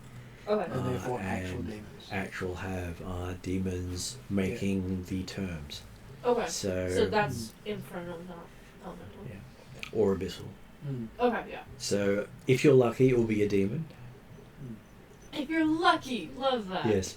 Okay. He says that if it was a devil making the rules about what happens, then you will definitely be paying What's the for it difference later. between a Devil and a demon? Mhm. A demon is more chaotic in the sense of it will probably not be as punishing long term. It will just be a big slap in the face and you're done. But you generally get what you asked for. A devil, you will get roughly what you asked for, definitely not in the way you wanted, and most likely having a lasting impact. Is there a way to determine if you're dealing with a devil or a demon? Yes, the result of if it's a slap you in the face straight away, you know it was a demon. Prior for me. The contracts that you make with them, a demon's one might be 1 or 2 pages, and a devil's one will be 150, and you don't know what some of them say. Well, they only give you the chance to make the wish in 25 words. Oh, I know with wishes, but if you're talking contracts. Contracts, yes. If it's a contract, it's always a devil. Demons do not make No, contracts. true, because they just make a deal. Yes. Like, one or 2 lines on each side, and you're done. A verbal agreement is all they need. Yep. And the verbal agreement may simply be a nod on your part. Yes. Even if you're nodding off what they're saying to you. Yes. So they say 3 lines really slowly. Whereas the devil will be the absolute worst of lawyers at you. Mm-hmm. The general thing is, you're better off with a demon, but don't do either. I was The gonna say it sounds advisable to not interact with either. yeah, Yes. well, that's why wishes are said to be Traps. basically like playing Russian roulette with magic. Yeah, they're traps. They're let out there as traps by the demons and devils. to But mess you up. can literally change the world with them. Yes, even if you're willing to explode doing it. Yes. Mm. So there are That's many true, so- people who will willingly throw themselves into whatever comes out of it Yep. to cause havoc. Let's hope whoever finds one Or whose to name fix the is world. Johnny, and that he bets the devil on a fiddle contest. That wouldn't be a wish. That's just making a deal. But that's fine. Yeah, That would that's fine. definitely be a thing. He doesn't ride a motorcycle? He will do afterwards. Though he has gotten some news from the gnomes out of the Alphatian Empire. They are asking for assistance with fixing their skyship. Would be an Did we break interesting it? one. It got broken by A large explosion. A halfling? An a explosion large that- explosion. that we kind of helped with. Yes, but Yeah. they don't know that. And Regirin believes he's got the best person for the job lined up. Okay. Because he Excellent. thought he'd let you know about that was happening. Yeah.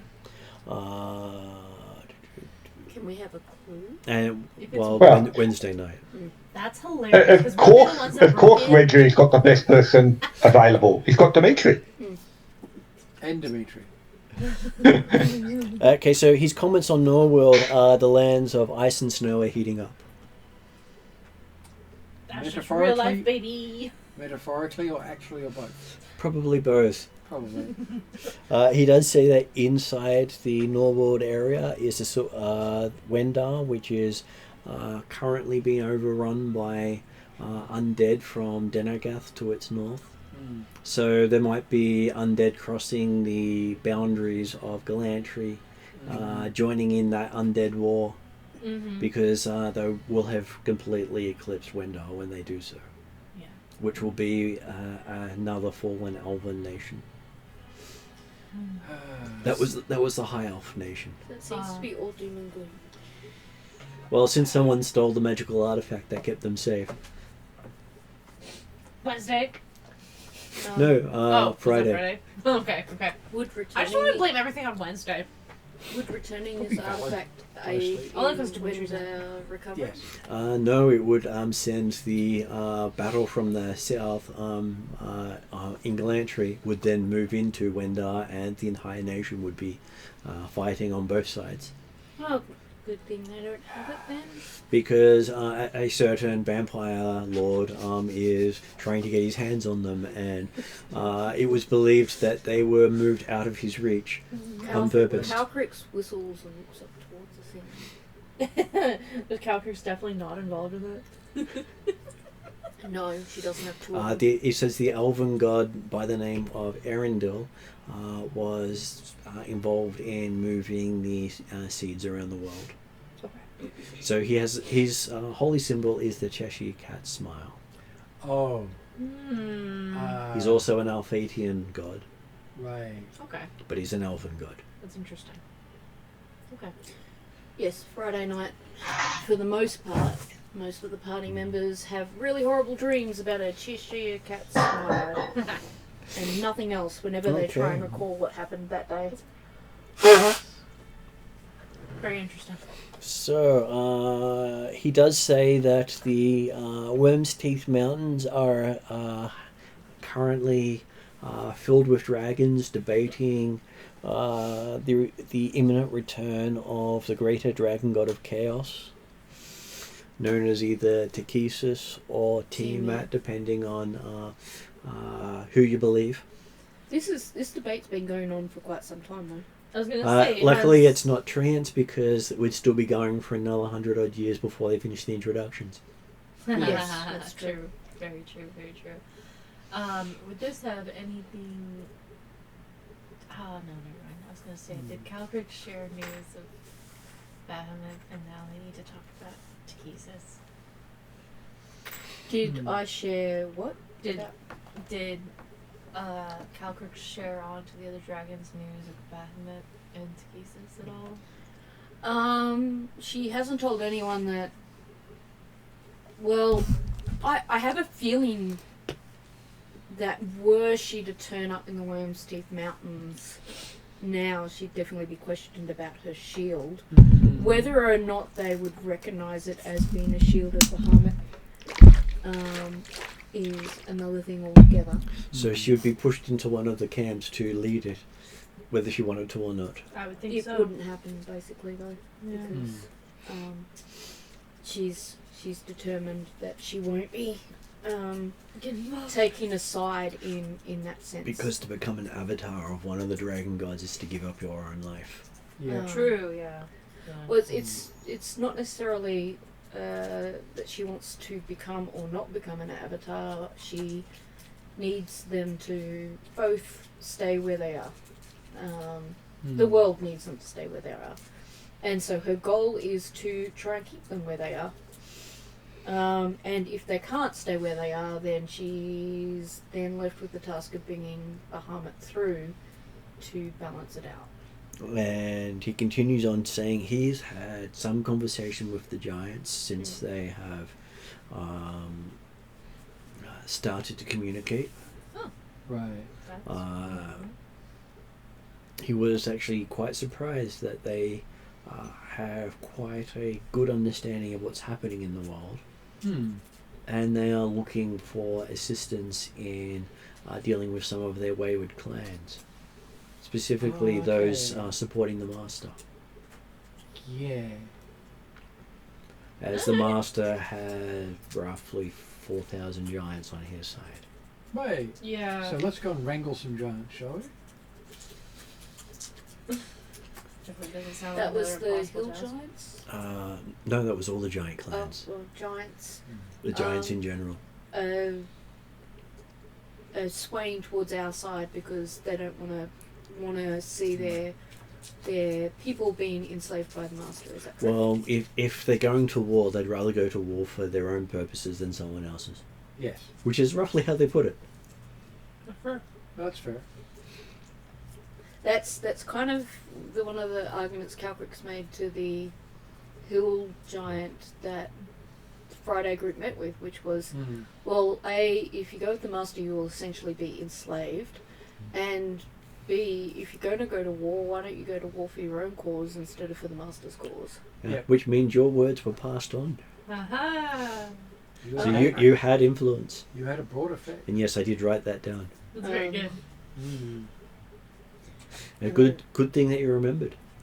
Coffee and Yes. tea help. It does.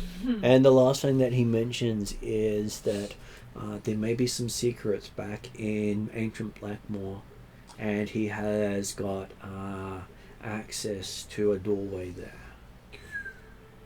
Ooh. But that will take someone out of the effort to recover armies, so he does not think this group can do that. At least not now. Yes, but if it may not be available next year. Sorry? Yeah. There is a doorway he has access to that will take Get them you to Blackmoor, which is beyond where time travel can reach. Right. But the group can't do it? This group would most likely not have the time to do it because This group has other priorities. Yeah. they have to travel far north of the northern reaches. Yep. Because we've got doing the dwarf task, elf task, and elf artifacts at the moment. And you also have Lani's quest, which also needs to be I can't fulfilled. remember that. She has to find the throne and sit on it. Yeah, so by the end of the year. Yes. Because when we were doing it, it was the when. No, You were doing it it was at the in very end of summer. Mm. So you've got till the end of summer to do so. Yes. So you have 4 months. And Pressure. possibly there are other personal quests that individuals might want to be doing, such as the other remaining parts of the sextant and map and everything like that, sort of bits and pieces. Well, yes, that has to be done too, in reasonable time. Although they've got time aspects that means that they can only be done at certain times. So And he has learnt that it was Lani, with the help of Calcrix, who put them out of time. What? Oh, Put what out of time? The parts artifact? of the artifact. Artifact, yeah. The sextant. oh Uh, yeah, and that- the other So items, you hid yes. them for us to find them. Yeah, I put them in a very safe space. I just didn't happen to remember where it was because I sent it to myself. It was Calcrix who did it in the end. Well, With the help more of, with importantly, the help of a Lani, safe space but- and time. I'm Yeah. sure Lonnie was just like, it used to go here. I was like, easy, done, got it. Go on, Okay. bye. But it's in a timeline where Calcrix did not become an avatar. Oh, Yeah, different time. so different timeline. Oh no, she hasn't become an avatar. So Yeah. if she becomes an avatar, then time will rupture. Oh, so don't do that. She's Yeah. Yes. Because you found Stop. things that Calcrix, as not an avatar, did. Yeah, Yes. and it would create a paradox. And sort of like, Yes, which is why that book that I told you about last session, both of you need it, yeah.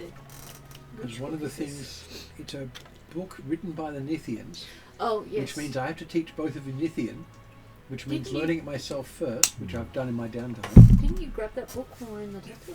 Yeah, Yeah. I've had it for ages. Yeah. But I've only just recently reread what it actually tells you. Mm. It's also been rewritten since as well. And it will get updates as it goes because it does that over time. Yes, but one of the updates is the person reading it, which means you have to know the language that it's written in, learns from the book the things that you need to do to avoid breaking time. Handy. Or at Lonnie. least breaking time for yourself. Lonnie will Which definitely means So- it becomes learn that. prophecy. Yes, Yes. You read it as prophecy. yes. Yeah. So you want to be careful about it, like read a little bit at a time. Mm-hmm. But it's sort of, yeah, avoid doing this. But, and it's per reader, so each person's going to see a different thing. We'll read it together out loud, the same words. And then make it prophecy for everyone who hears you. In a room, in a cone of silence.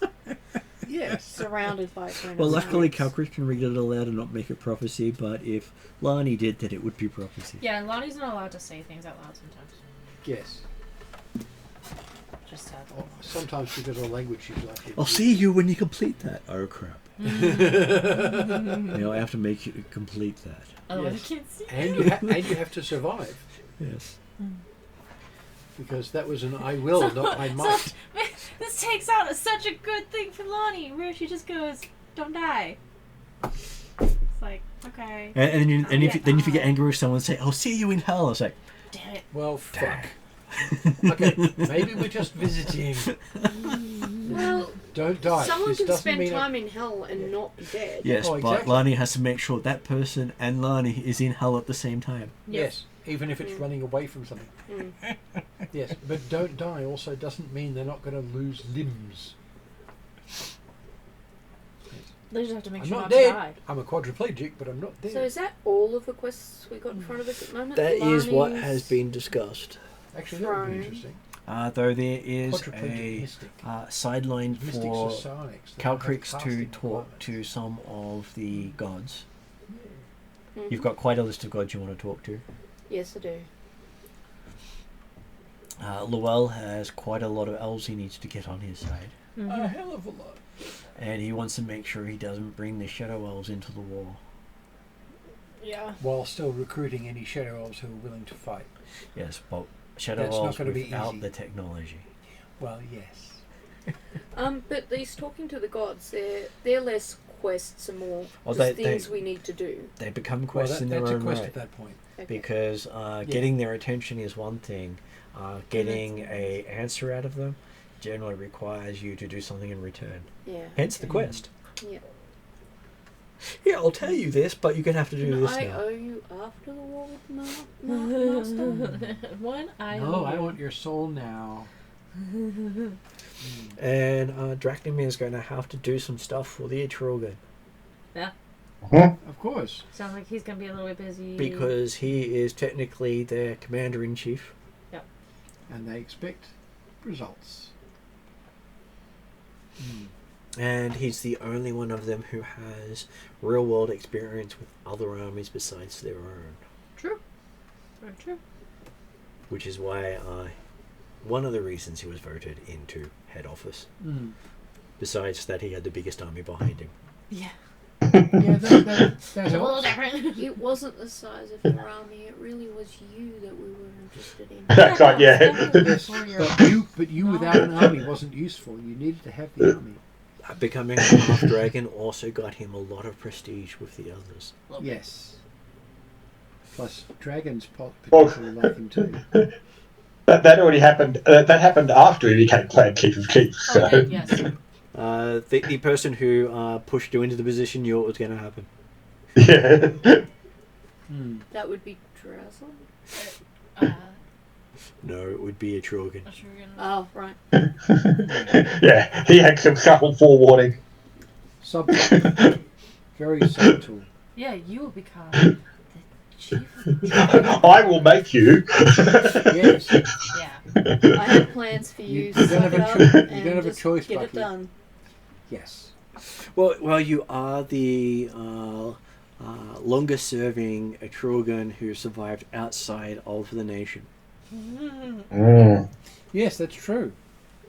Most of the other ones do something wild and get killed.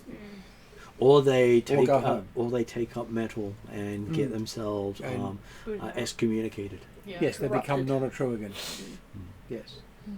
Of course, now we've got to the point where you can take up metal and they like you for it. But only Well, no, because of those no. forged We're at the point dragons. where Yes. I've encouraged everyone else to take up metal, but I still don't do it myself. Yes. Yes. So some of those Atruaghin outside, if they picked up and absorbed and took on the right things, could possibly get absolved and back into the clan Is there a reason? while still using an axe. You don't understand the length of time the Turek can hold a grudge. Oh, I know exactly all how long time? people can hold grudges. I've met dwarves And gods. Your own god makes you sit in And- waiting rooms and things. That wasn't even mine. Just because the some rules have other changed normal now Oh, that's doesn't make it okay to have broken the rules It was before. Carl. Oh, that's Carl, isn't it? And Who may be a dinosaur, but he's also a Borrowed god you. of order, Yeah. and therefore. Got bureaucracy. Yes. And to follow Record on keeping. from last Accuracy. session, Yep. we also had Calcrix had done a legend lore check on the Gnomish Soul Forges. Mm-hmm. Yes. Yes. Oh. What Calcrix has discovered from that is that it has the power to rip souls from bodies, willing or unwilling. That's a problem. I had a feeling we kind of knew that already, but It's- let's have We it, had, have it as players, we'd been told it. have it confirmed. Yes. And Right. it can do so over a great distance. Oh, that's worse. Okay. So they can use a soul gun and use it to make magic items. All they need to work on it is something that belongs to you. Ooh. Do not leave Don't things drop lying your around. stuff. We need to get the What qualifies as belongs to you? Though? That is currently up for debate because they've not found any major limitations on that because the Gnomish gods are very good at lore. The other thing is, the way magic works, it's on association as well as a couple of other things. So if somebody says, whose is this? And most of the people around go, oh, it's theirs, that belongs to them. So Even if they've Calcrix only owned it for 3 minutes. is going to lose her soul any second. No, it gets worse. As soon as the master buys it himself gets- a bag of Calcrix's It coffee. gets worse. I look at about a third of my gear and go, oh, shit. Because about a third of my gear is no-made magic items, And which means they've used souls for them. yes, and the other bits of the law state that it is whether it succeeds or not is at the discretion of the Gnomish gods. Oh, so They don't they, make they, enemies of them. They choose yes or no. Make So- friends with the Interesting Gnomish then, because gods. Calcrix might have some protection, because she grants refuge and does a lot of things for the gnomes. Yes, it does mean Whether no- or not the gnome gods would consider that is Yes. entirely And separate. a broken promise has been enough for the gnomes to enact the price. Yes. It also means that if you're a gnome, don't mess off your own gods, or you're now soulless. Yeah. So the fact that a simple broken promise can be enough to enact it is why people generally don't go into contracts with the gnomes. Calcrix Or will if be they do, writing a they letter have two back to lawyers behind home, making sure all the gnomes make sure that they have all their promises in order, that they've done all the good things because they want to protect themselves. That's what they need to do. It's generally enacted as a criminal proceedings. It's rarely been enacted outside of criminal proceedings, but it But- has been known to happen. It normally requires a master gnome to be in charge of the forge. Yeah. The scary thing is, that actually means the gnomish immortals can have something approaching a direct effect on the world, despite the fact that immortals are not supposed to be able to do that, by basically going, hi, you point that gun at him and then make sure it works. Well, it does spring into question though if the master is using a soul forge and he's already put souls into a bunch of items, and if the gnome gods are the people in charge of that, what crimes are these people committing, or why are the gnome gods making that decision? I'm not sure the soul forges are directly controlled like that.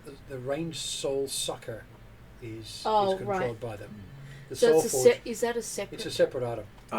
It's technically the same item. Well, okay. Used two different ways. But Each racial relic can be used in multiple ways. Yeah.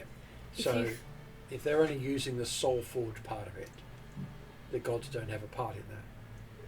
Yeah. If they use the soul gun part of it, the gods can say, no, I don't want you to take them. But the entirety of Gnomish civilization is powered by the Soul Forge. So I Yeah. guess potentially Calcrix is adding another god to a list of people to get in contact. And it's generally the criminals of their society who power it. Yeah. So most of the society is very law-baiting. Yeah, strange. Okay, so the criminals of their society power it, but the gods are the ones that will enact it. The gods Or are the allow ones it. that say yes or no to a soul being taken. Yeah, they approve it, not enact it. But they generally only do this if as a consequence of an act of crime. Yeah. Which means the gods go, Which yes, means that works. that the My brain's hurting now. in general, a gnomish master of the forge Right. will only activate it on someone who has committed a crime. That's Yeah. the what their laws say. Yeah. It also means that if the person involved is guilty, there's a chance it won't work because the gods will go, no, not him. Not guilty. Yeah. Exactly. Yeah. If they're not guilty, the gods might say, no, that doesn't work, which means they'll just go, we're just going to use it on anybody who might possibly have committed a crime because if it works, they're guilty. No, they have to be guilty of the specific crime that they Oh, no, fair enough. specified. Oh, no, true, because the gods are as law-abiding as they are. Yes. Yes. Yeah. And the gnomish god in question will not take someone for a crime they have not committed. Yes, no matter what else they've committed. And it has to be a crime in which the gnomish god believes in. Yes. So if you're a serial murderer, make sure you get done for assault. So if it is, say, someone enacts a law that says that if you have red-coloured hair, you've committed a crime, there's a good chance that won't be enacted upon by the Because artifact. there's none of the gods accept that that's actually really a crime. Yes. Yeah. Yeah. So again, they're having a direct influence on the world, which they're Still not supposed to finding do. it difficult how these gnome gods are justifying the use of the soul forge against people on the Well, battlefield. they're not controlling the soul forge itself. They're only controlling the And- sucker. Many soul forges have disappeared in time. There was one in the northern reaches. There was one in Galantry, and there Yeah. was one far to the west. Yeah. Even if the use of it by a non-gnome is inefficient, say it takes 3 lives instead of 1 to get a use out of it, it's still useful to those people who steal them. Yes, They just need more slaves. it is believed that they can be corrupted and put to other uses, Yeah. much like any of the other racial relics. So yeah, all three it's- have gone missing? 3 have gone missing. Yeah. One in the northern reaches. Yeah, I got that. One in Galantry. 3 fires volcano. They are approaching being the sort of technology that gods wipe out peoples for. Well, it's normally been used to take minimum of life to basically be a penance for someone who has done something wrong. So they feel that, Yeah, and but it's for really someone taken. who steals it and misuses it, Yeah. it can be used for many, many things, some of which involve So- using the souls of entire peoples. I'm getting at what So, yeah, yeah. what the book of Okay. law says, not what you're interpreting it to do. All right, no. So the Yeah. book of law of what it actually says about it is that the gnomes take the minimum that they need to power their society, and use that as a penance. They rarely take the life force Oh, of yeah, another. I understand that, remember but all you of said- this stuff coming up Yeah. with Yodri's Yes. trial. And But- that those who have considered to have transgressed enough for their entire life force Yeah. to be taken is normally then employed to provide maintenance for that community in a worker automaton. Yeah, but you also said they're stolen and used for other things, and those are the ones I'm talking about. I know, Misuse but, of the items. yes, but I'm talking. Yeah. All I'm going on about at this stage Yeah. is what's in the legend law. Yeah. What those things have been abused for is not written down anywhere, so legend law cannot gain Yeah, he's information keeping on us it. Right, within okay. context of my Yeah, stuff. yeah, yeah. Yeah. I didn't know nobody had ever written about their misuses. Yes.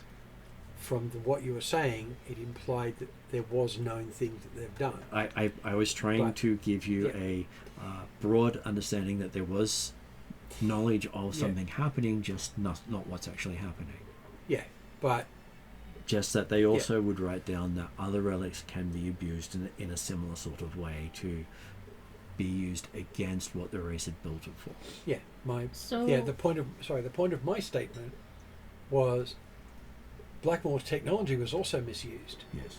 and that involved wiping out an entire people and all their knowledge and language. Except Blackmore's technology was not their technology. That was the misuse.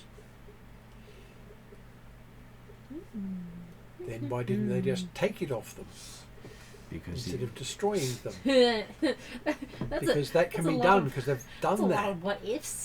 that Yeah. would be what the people who go back in time would figure out. Yeah. Yeah. Because that they didn't have a choice. The gods didn't So- have any Well, they chance. didn't have any time. I know that much. So the thing it does add down is that the misuse of items is what the master can do if he reaches the Tree of Life, Yeah. as it's related to the elven relics, and the gnomes have written extensively about that, Yeah. Mhm. pointing out that a tree that can grant life to a species can be used to make someone immortal. Yeah. Yeah. Because like that's the whole thing. Is like if he reaches the tree, he becomes immortal. He ends. By Yes. basically sucking the life out of every living elf. Yeah. Mm. Yeah. So So so that's why it's related, is because the elves refer to the Tree of Life as the Elven Soul Forge, Right. Yeah. because it does it in reverse. It gives life instead of One takes it. life. Yes. Oh no, it gives lots of. It basically can is the give. thing that is currently providing life to the elves. Mm. It was changed from natural to artificial.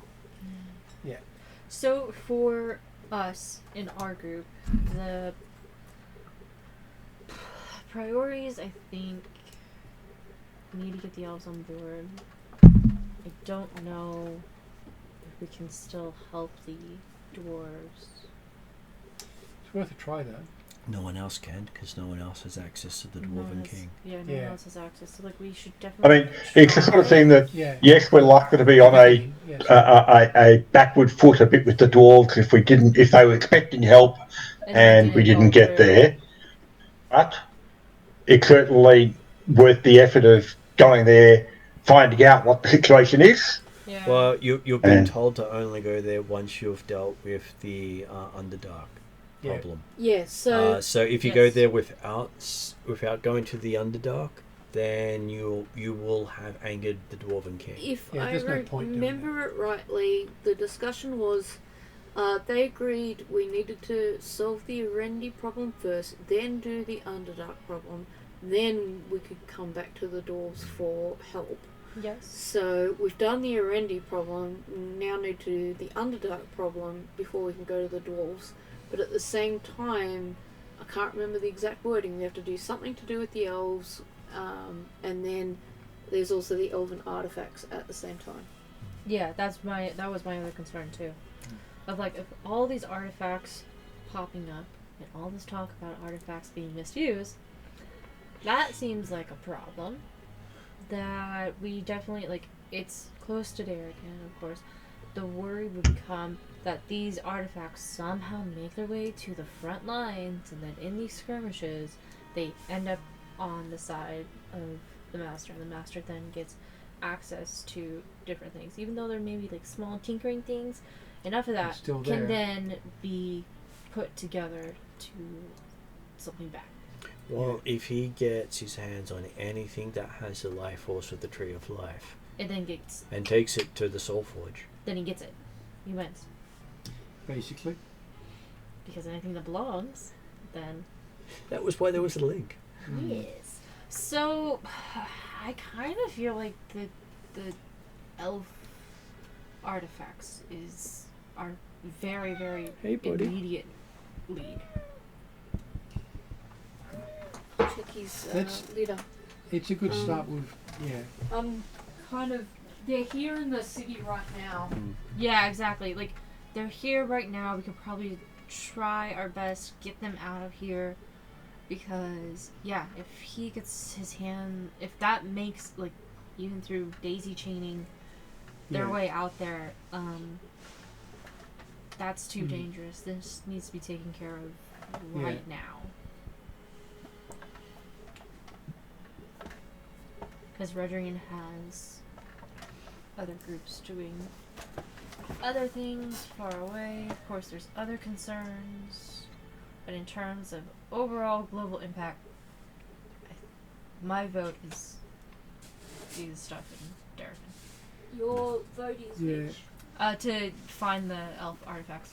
Yeah. Yeah, elf artifacts. We've got the dwarf thing. He does do, mention that they'll most likely surface while you're doing something else. Right, so Hunting for them will not.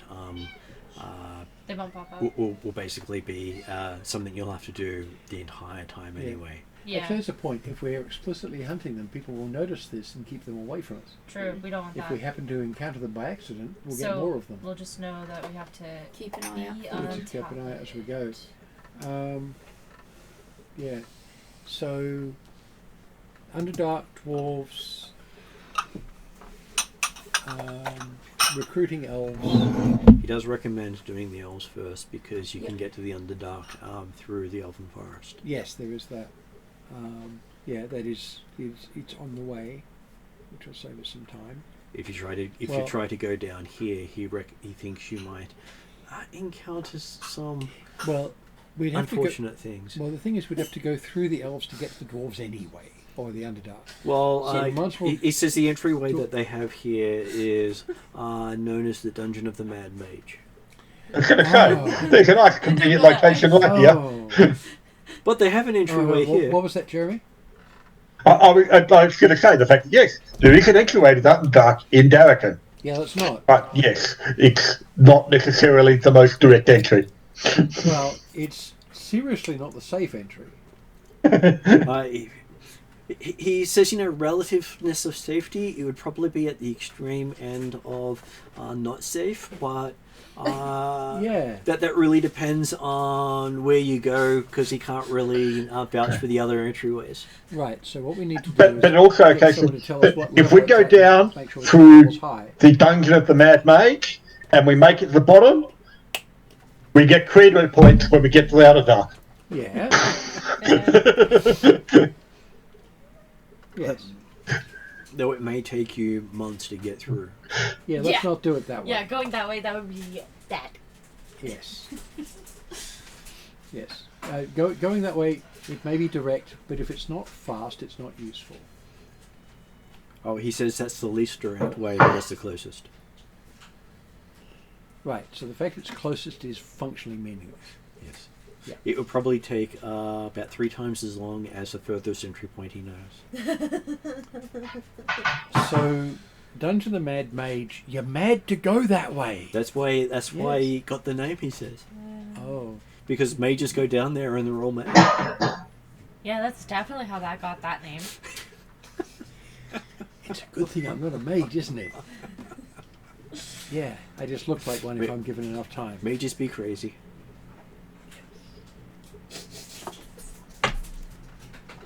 Okay, so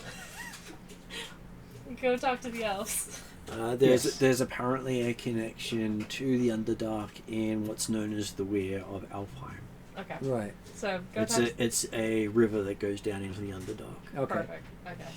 So go talk to the elves, then go to the Underdark, take care of that link to the dwarves. Go and talk to the dwarves. While along the way, looking out for elven relics to get them Yeah. out of here. While people are fighting. And then at some point, Dracula has to go do his thing, Molly has to go do her thing, and do this all before winter. Yes. Simple. Which he adds winter is coming. I missed that. This cat was meowing. Winter is coming. Oh, yes. I couldn't help but throw in. Couldn't help good yourself, one. could you? No, I couldn't. I've been waiting to drop that one. Well, I had to drop it at an appropriate point. That's true. You, Can't just let it just happen. You did drop in the thing really early too. Yes. You timed it well. Yay. Oh, there are a lot of in-jokes waiting to be dropped. Absolutely. I Well- guess that's one thing we get to thank Game of Thrones for. So he says that he believes the If Master... it weren't that, there'd be someone else. The Master currently has 40,000 living troops and 10,000 automatons. Oh. 10,000 of them. 10,000 on extra top On top, automatons. yes. Wow. Made Yeah. from the 10,000 troops he's destroyed. Yes, because they're controlled by mines. Is that separate? So that's- Is it then undead and separated again? The Yes. undead aren't counted in that because they generally don't operate well beyond his borders. Yeah. Remember, the things we fought last time, those, They can only survive for about half an hour outside his domain, something to do with the magic he has used to sustain them. they're, They can certainly do a lot of damage in that half hour, though. but it's continuous control and maintenance. It's not standard undead.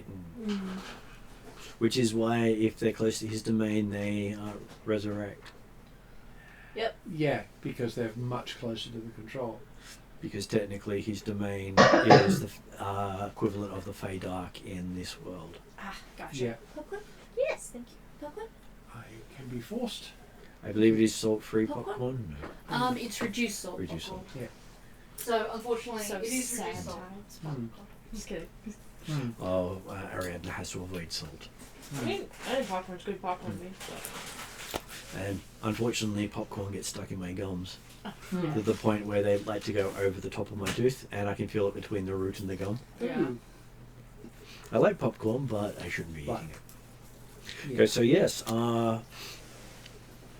he has given you a good outline of what you can do. So the consensus that he's agreed with you is, and usually he leaves it up to you completely. He's actually taking an active role for the first time since you've been working with him. Is that to go into Alfheim, gather what support you can, go Yep. to the Weir and enter the Shadowlands, because he knows the river that goes down into the Shadowlands from there actually joins the place you wanted to get to. It's the safest route in, with safety being a relative thing of riding a river underground in total darkness. Mm-hmm. So, however you want to wish that one to be safe or not safe, it's probably the safest way down at this stage. Yep. Well, we have enough magic and skills to be able to handle that. So once We you wouldn't get climbing here. once you gather the information there, you should be able to make your way back up into the Dwarven lands from that side, because the physical outside borders are closed. You won't be able to cross the mountains into their realm. Right. Not safely anyway, because they've pretty much scared every menace of their nation to their borders. Right. Yeah. It's how they protect their lands. Hmm. But coming up from the underneath is about the only, again, relative safe way to Yeah. reach them. Hmm. After that, he does recommend that you try to deal with Lani's issue, because you'll have, he believes, just enough time to get down there after that, based on timing of everything.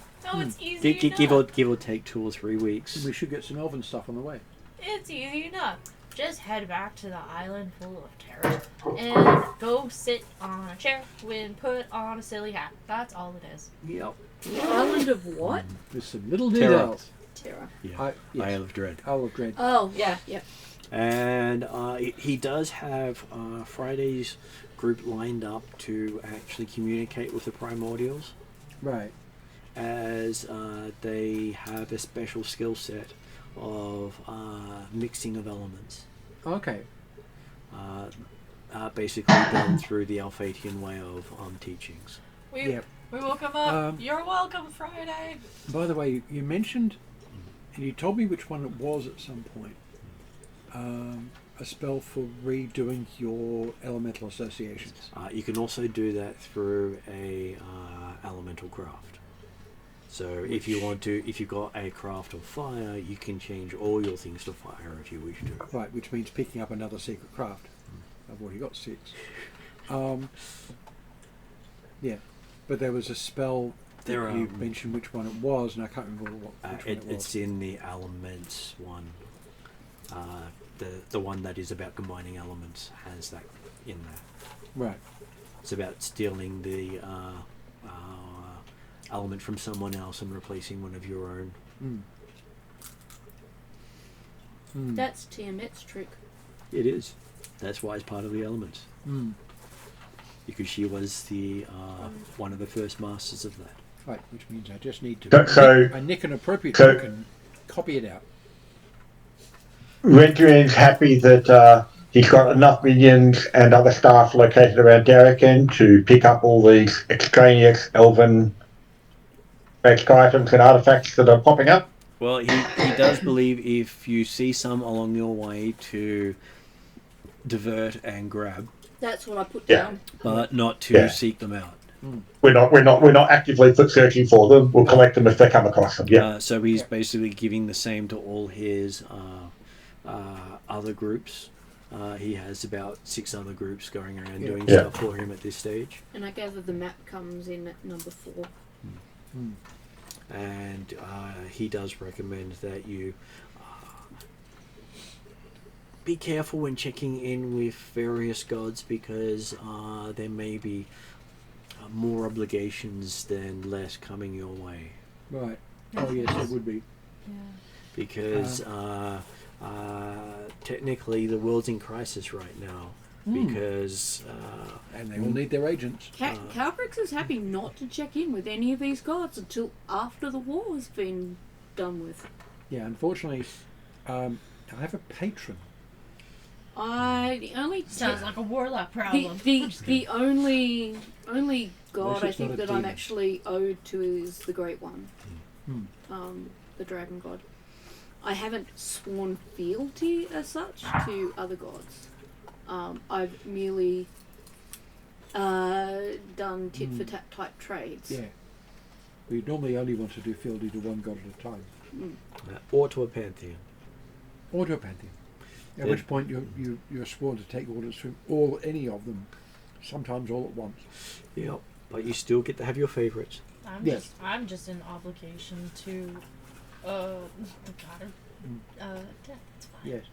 Yeah, the thing What is, about the one I of have them to that return considers in you a a favourite year. may not be the one you consider a favourite. That is true. Yes, I like flowers, but the god of death likes me because I hit things. God of like me because I killed him. So he has heard some things about what will probably happen when you reach the island. He just pats you on the shoulder and says good luck. I figured. Nobody can tell me anything, and I can't tell nobody nothing. So I feel like this is gonna be my life from now on. Well, he's heard your drawbacks. Yep. Wouldn't want to add more obligation to you. Thanks. No. Oh no, he's being nice to you. Yeah.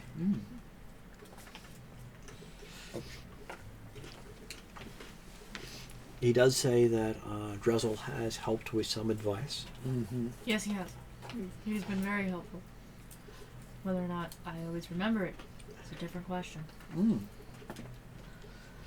And that in the coming few years we'll be telling what his real purpose is. Right. Which his? He doesn't know what Druzzle's real purpose is. Oh, okay. No, that's fair. Okay. That he doesn't tell anyone. Now, Dressel may not be capable of telling anybody right at the moment. I was gonna say, Same as you can't. I don't think Drozzle is allowed to tell us yet. Exactly. No. You don't expect him to tell anyone until after it's happened. Yeah. Like. And even then, you'd have to ask. I was gonna say, because even Lonnie meeting Drazzle was kind of like Drowser just kind of show up. Lonnie was friendly with them and got him to write a book and all that sort of stuff. It's more like Drowser's just around, and there is definitely a purpose to him being around that is not obvious until it already happens. And then he'll be like, yeah, no, that's the reason I was following you guys this whole time. You can't tell us until it happened. Yeah, but even then, as I said, he won't tell you unless you ask. Was that what that was about? Yeah. Yeah. That's all there's going to be. Or just shrug and you'll go, I think he's saying yes. In the offhanded sort of way. Okay, so he asks, do any of you have any questions you want to ask of me before you commit yourself to this path? He chose those words specifically because he knows that once Lani goes down this path, Lani has to finish this path. Yeah. No, once I say out loud that I am going to do this, I have to do it. Yes, whereas I can ask him questions afterwards because I've got the rod. Yeah. The talking stick. Is there any particular gear he thinks might be helpful, and does he know where we can get it from? If he comes across some, he'll try to put it into Knight's Rivet Inns close to you and send you word. Cool. Can you please post all these letters for me? He's more than happy to do so. Though Drazzle also happily takes letters and posts them for you. He just hands it to himself. He puts it in his pocket. Question: is there a version of Drazzle on Calcrix's lands? Staying there? Possibly. Because there's at least 5 known versions of him. Yeah. Because one of the letters is for home. I feel like I should have questions. But I don't. How about Jeremy? Does Jeremy have questions for Dracomir? Requiem from Dracomir. The most prevalent one, or the most important one, will be confirmation. Maintaining awareness of the physical location of the master, if it's ever known, so you can start planning for options to bring the Atruaghin clans into the war. He expects the master to accompany the Legion of Doom as it crosses the lake. Who's going to be there? Somebody called Batman. Yes. That's not scary at all. Right. He also recommends that if you see that Legion to not get caught up in it because they are probably punching above your weight. Yeah, Well, no, that's probably. They will be. I have no doubt that they're higher than our level 12. Though you would be a match for most of the leaders of his other units, But not for that one. As the second to the master himself runs that legion. I would figure. Someone just on the doorstep of going for immortality himself. I guess in terms of So he's getting working his way up allies 36. and in the elves and the dwarves, if he has any specific advice as Be to yourself. best to deal with them, but I think, we'll just do what we always do. Don't piss them off. Spooge stuff. Offer them coffee and cookies, but don't let Eep hand them out. Or let Eep hand them out. Well, Because if Eep hands them out and they're obligated to Eep and Eep is obligated to Calcrix, then Calcrix can go, you're now obligated to help me.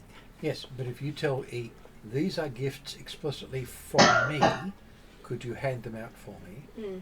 The obligation goes to you, not him. Although the obligation probably still exists.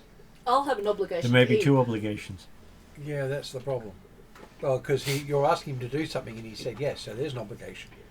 Well, yes, Ethan. I'm I hoping just Ethan not and having my to- relationship is a positive relationship rather. There's also the element of whether or not Calcrick wants to become known as someone who Doubles in the face. Enforces obligation.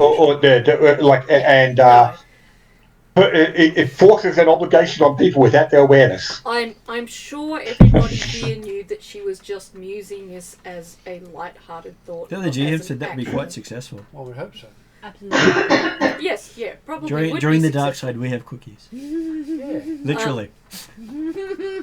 Successful, but would have consequences later. So it would depend on how many bridges Calcrix wanted to burn.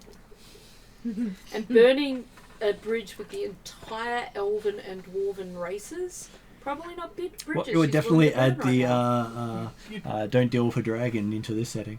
Yeah. Yes, don't deal with the dragon. He'll destroy Don't your say species. that. Now I feel like I'm obligated to do it this way. No. She He'll will, destroy your species and eat your souls. she will make sure that there's no unconsenting obligation. Okay, so at this point I was going to ask if Calcrix wanted to do one of the background scenes Calcrix wanted to do. Do you need me to pick, or are you? I was going to let you pick, Uh, because I know you wanted to at least get one done today. um.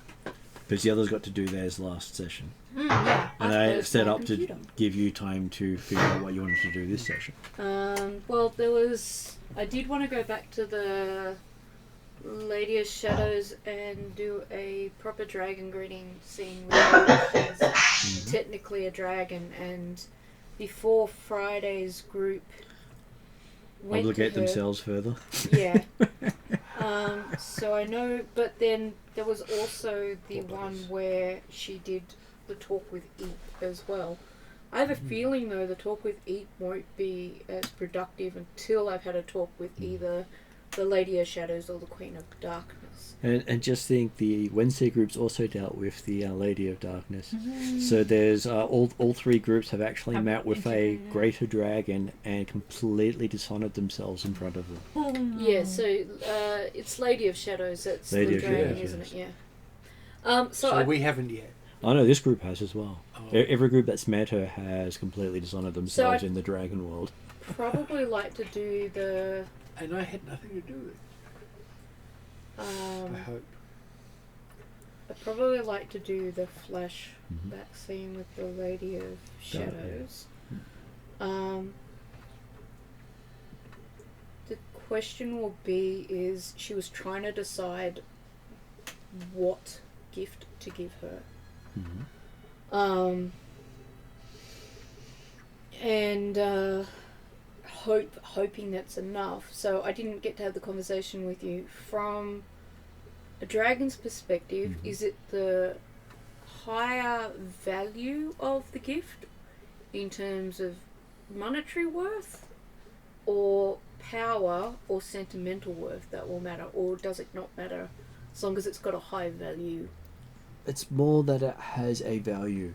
How you determine the value is up to yourself, and it's your determination of the value that is more important than any other's valuation of it.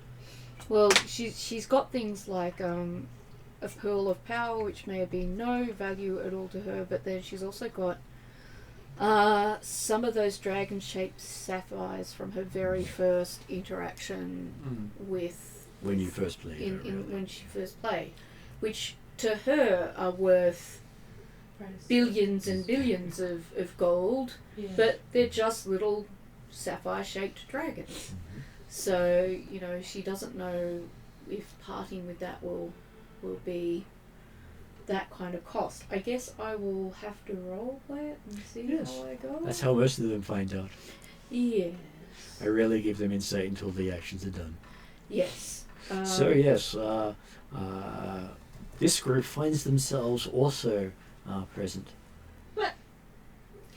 Love that. So this is before you end up meeting, going to war last session. Okay. Right. Okay, so is this Just before one of the they too flashbacks. have met the Lady of Shadows? This was probably, I don't think this group had met her fully. No, because I haven't. I know I haven't. I don't know. So it will be their first meeting with the Lady of Shadows. Okay, so are we in a chamber, a hall? Okay, so you find yourself walking down a road made out of the skulls of those who have displeased her. I see, and I know this is the Lady of Shadows? Yep. I bring the group to a brief halt and I'm like, Because the roadway appears anywhere. we Right. are about to meet a dragon. It's a really powerful dragon, so you guys will need to do a few things. One, it is best that you have some kind of meaningful gift to give her. You will need to bow upon seeing her. If you know Draconic, please speak in Draconic.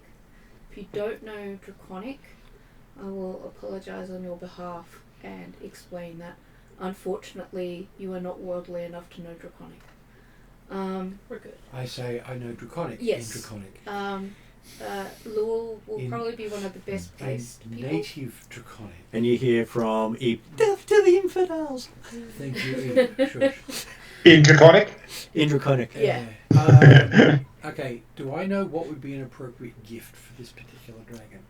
Again, it is a gift of meaning from you. Right. Okay, that was the important bit. It says meaningful gift, but who's the meaning for? In this case, it had meaning for me. It Fine. can only be So the meaningful interpretation. from the giver, not Yeah. to the givee. Yeah. So the interpretation is. Yeah, on- that's Yeah. what I was asking for. That's what I was trying to be clear for. Yeah, that's what I was asking for, because it's a lot of, particularly royalty and so on, want something that they want, not something that's meaningful to the giver necessarily. That's where the Both dragon, is good. That's where the dragons are a little bit That's different. that's what I was just Yeah, asking. Most people that's- get it wrong the other way. Why I asked, to make sure of that. And also, please use terms of respect to address her. You don't have to kind of call her high, exalted, valuable one, but you know, she's not just hey there either. Yeah, I can give you appropriate terminology. Lady would, her title is Lady of Shadows, so lady would be appropriate. I think that's all the steps. I can actually get the Yeah, I Oh, can picture right. that she appears I as can go and a some bit other deeper notes too. about her. Yep. Oh, Yeah. because I wasn't sure which one was going to be today, so I didn't grab everything. Sorry. That's okay. Yes, but I can get. I feel like it's probably the most important one since you don't want to myth a greater dragon. No. But yeah, I can add a You bunch of details. also point out that she is an elemental dragon, which is an evolution from the gemstone dragon, which is an evolution from the metallic dragons, which is an evolution from what Calcrix is. Which chromatic. Yes. Yes. So let's presume I explained all of that, but in Calcrick's speech, which was with great solemnness, some stumbling Dragon. over of her words, and a pie chart. Dragon. Dragon. Dragon. Dragon. A pie chart made out of cookies. Dragon. Very appropriate. Yes. Yes. So presume that. So I presume we've given a little bit of time to search through our stuff to see what we might want to give. From a Draconic perspective, given the information and the description, and also his own knowledge from dragonology, etc., is he feeling or believing any connection between the Queen of Shadows and Atlantiotl? There is a connection in the sense of they are both gods of entropy, but being gods of entropy, it's they're alike as the sun is alike to an eclipse. Okay. Mm-hmm. entropy gods aren't really peas in a pod. They all have different things. And the Queen of Darkness is literally the elemental Lord of Darkness. Lady of Shadows? Yeah. Lady of Shadows Yep. is one of her avatars. Oh, Lady of Shadows is one of her avatars. Okay. One of her many avatars. So I'll also explain that the Queen of Darkness, who some of you have met, including Drachnama, that time in one of the tombs when we were retrieving things. Hopefully Jeremy the player remembers that time in the tomb when we were retrieving things. This is one of her avatars, so you also keep in mind that you're addressing an avatar of the Queen of Darkness. So again, respect. Had we had time to prepare for Nope. this? Or You had it no would just time to sudden prepare. just, You'd been doing something beforehand and found yourself on this path, which Kalkshix went, stop! We better, talk about this before we Yeah. continue down this path. Okay, thank you. Yes. I know where we are, and she will apologise for the suddenness. She did put a request in to speak to the Lady of Shadows a while back, and just obviously didn't know when it would go. the Lady of Shadows has Answered. graciously found time to accept the request. And you'd also point out that they're technically in the ether plane, on the borders of the realm of entropy. Does that have significance in the minds of kind of where the master is and things like that, or just significance on a It magical is level? a similar thing to what the master does, except the Right. master has taken the entropy realm and put it in the real world. I Yeah. see. Yep.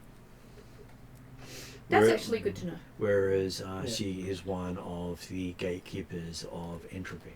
Mm. So, what kind of jobs would she do in terms of that gatekeeping?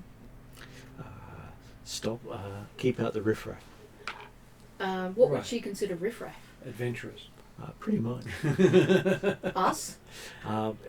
She would probably not let you cross, No, we wouldn't cross. because that's her job, is to keep people out. I'm just trying to make sure I got a respect for the job that she does.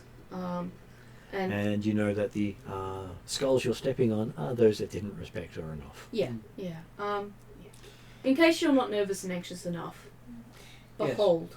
I'm still trying to work out what sort of gift would be appropriate. To help Lewell out, Calcrix will explain, I'm going to be parting with something I got when I was 3 months old. Means a great deal for me, and it's gonna sentimentally hurt me a lot to part with this. So it doesn't have to be of coin value. It just has to mean something to you. Yeah, I don't have that much. That's what I was checking for. Basically, I'm going to be giving up my hat. You could give her a song or a poem. Yeah. These That would be performance gifts. would work. Yeah, Yes. that's true. Yeah, you give. I will do that very thing. If you were to give her one that praised the job that she does. One of the old story songs at the time of the split, the separation of elves and dragons. Good. That. She would probably like that because Yeah. that would be old memories for her. Yeah. See, this is the sort of thing that. Yeah, it was. That would It's. I was checking to see if it had to be a physical object. No. Yeah, but that was the question. In all scaringness, it could be a memory, but she might take the memory.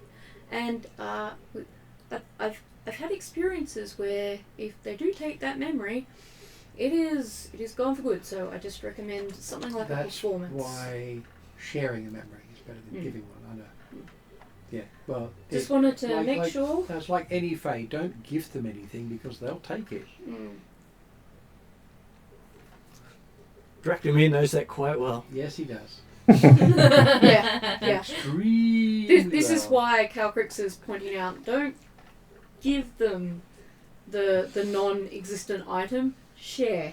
Mm. Just making sure that there's an understanding of that difference. And so Lani understands that because she might hear, Yeah. that Lul is going to offer a song, and she might like, well, I'll give her a memory No. of something, and then you're like, no. Yes, but it's got to be worded properly. I'm not Mm. offering a song. Mm. I'm offering the performance of a song. Mm. Because if I offer the song, that's it. It's gone, and that's one of my good ones. You may even lose the performance. I know. Yeah, Let's not yeah. do that. Gotta. The gift is to perform this, not the performance of this. Be aware of that gift. Mm. You may never leave. For as long as the song lasts, and the song that will end. Yes, I know about what the wording's going to have to be.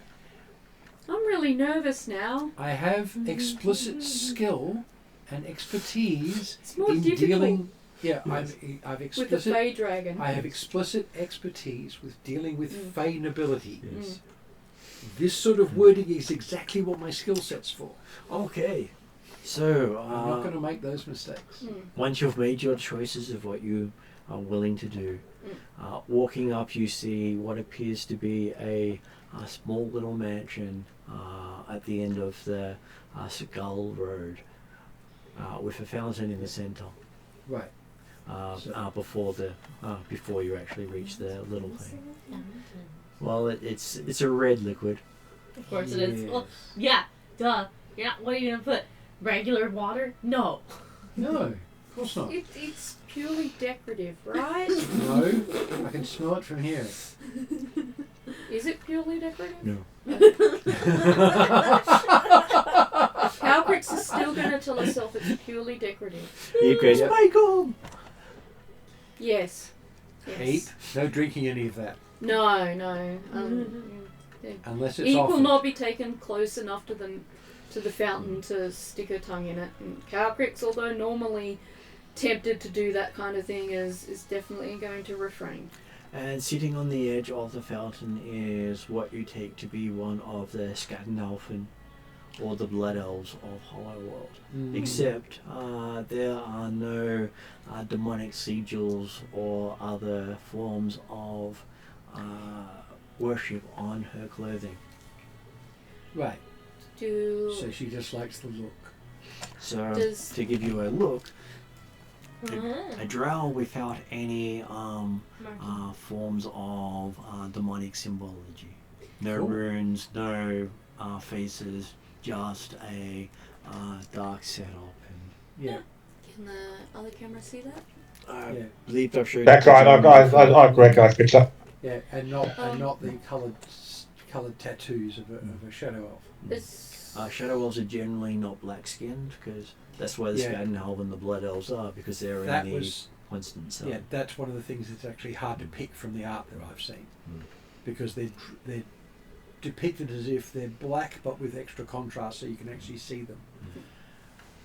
as So it's hard to soon tell. as I see. Yeah. In the documents, they refer to them more as albino, Then why doesn't the art show that? because they were done by 'Cause- people who were also doing art for Forgotten Realms. Art interpretation. Ah, Right. gotcha. And they So pinched a lot of the art from Forgotten Realms for this setting. Right. Mm. So I've only got the pictures to work from because I've been careful not to read anything Mm. because All it's good. important.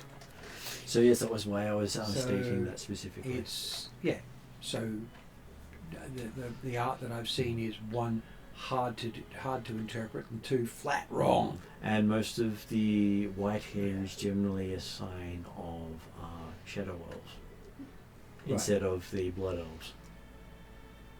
Oh. Yeah.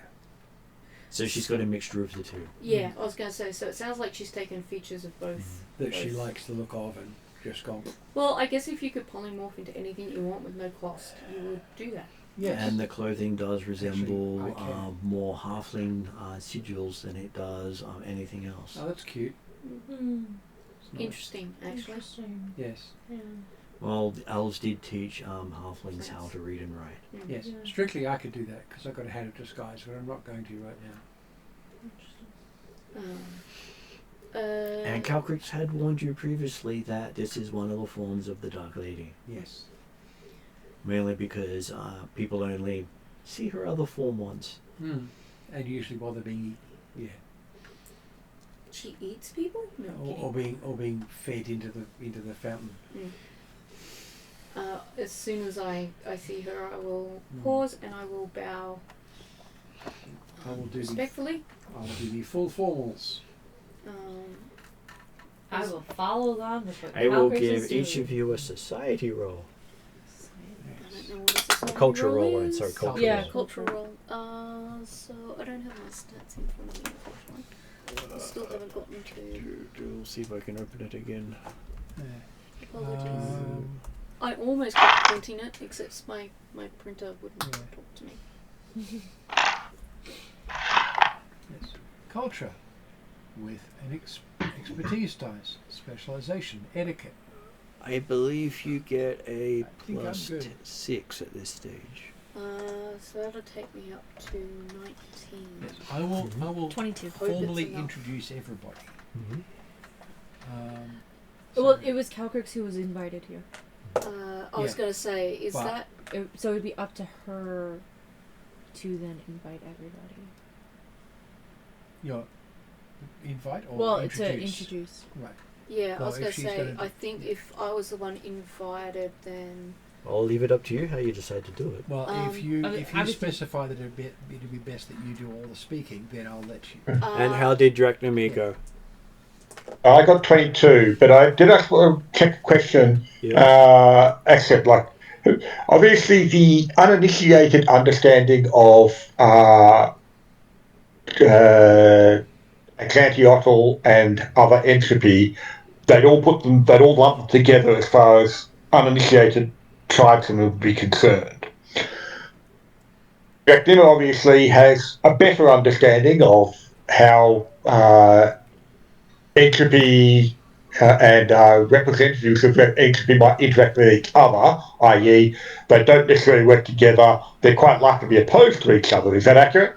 That is also Yes. accurate. You also know that the elemental Lord of Darkness, which is the Queen of Darkness, is also a god of balance.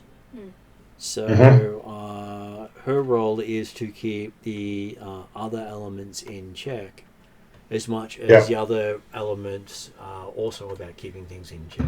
So, with my that- reference to you, Jeremy, when I said she's an avatar of the Queen of Darkness, I was indicating to you that she's on our side in terms of the fight between all of the brotherhoods and the master and all of that. And Well, remember, Drachnamir specifically does not know about the Brotherhoods. yes, Yeah, but I meant more. She's on our side. Is more generic. Okay, just like for me, I'm thinking in the terms of a tribeman who grew up with the idea that Atlanteotl is the font of all evil, and anyone with the same powers or authority must also be evil to the uneducated. And so therefore, obviously, Lady of Darkness is bad. However, Drachnamir obviously has better understanding, a deeper knowledge and understanding, and the recognition that, not all entropy is automatically bad. So, As an aside, can anyone imagine Calcrix knowingly associating herself with evil people? No.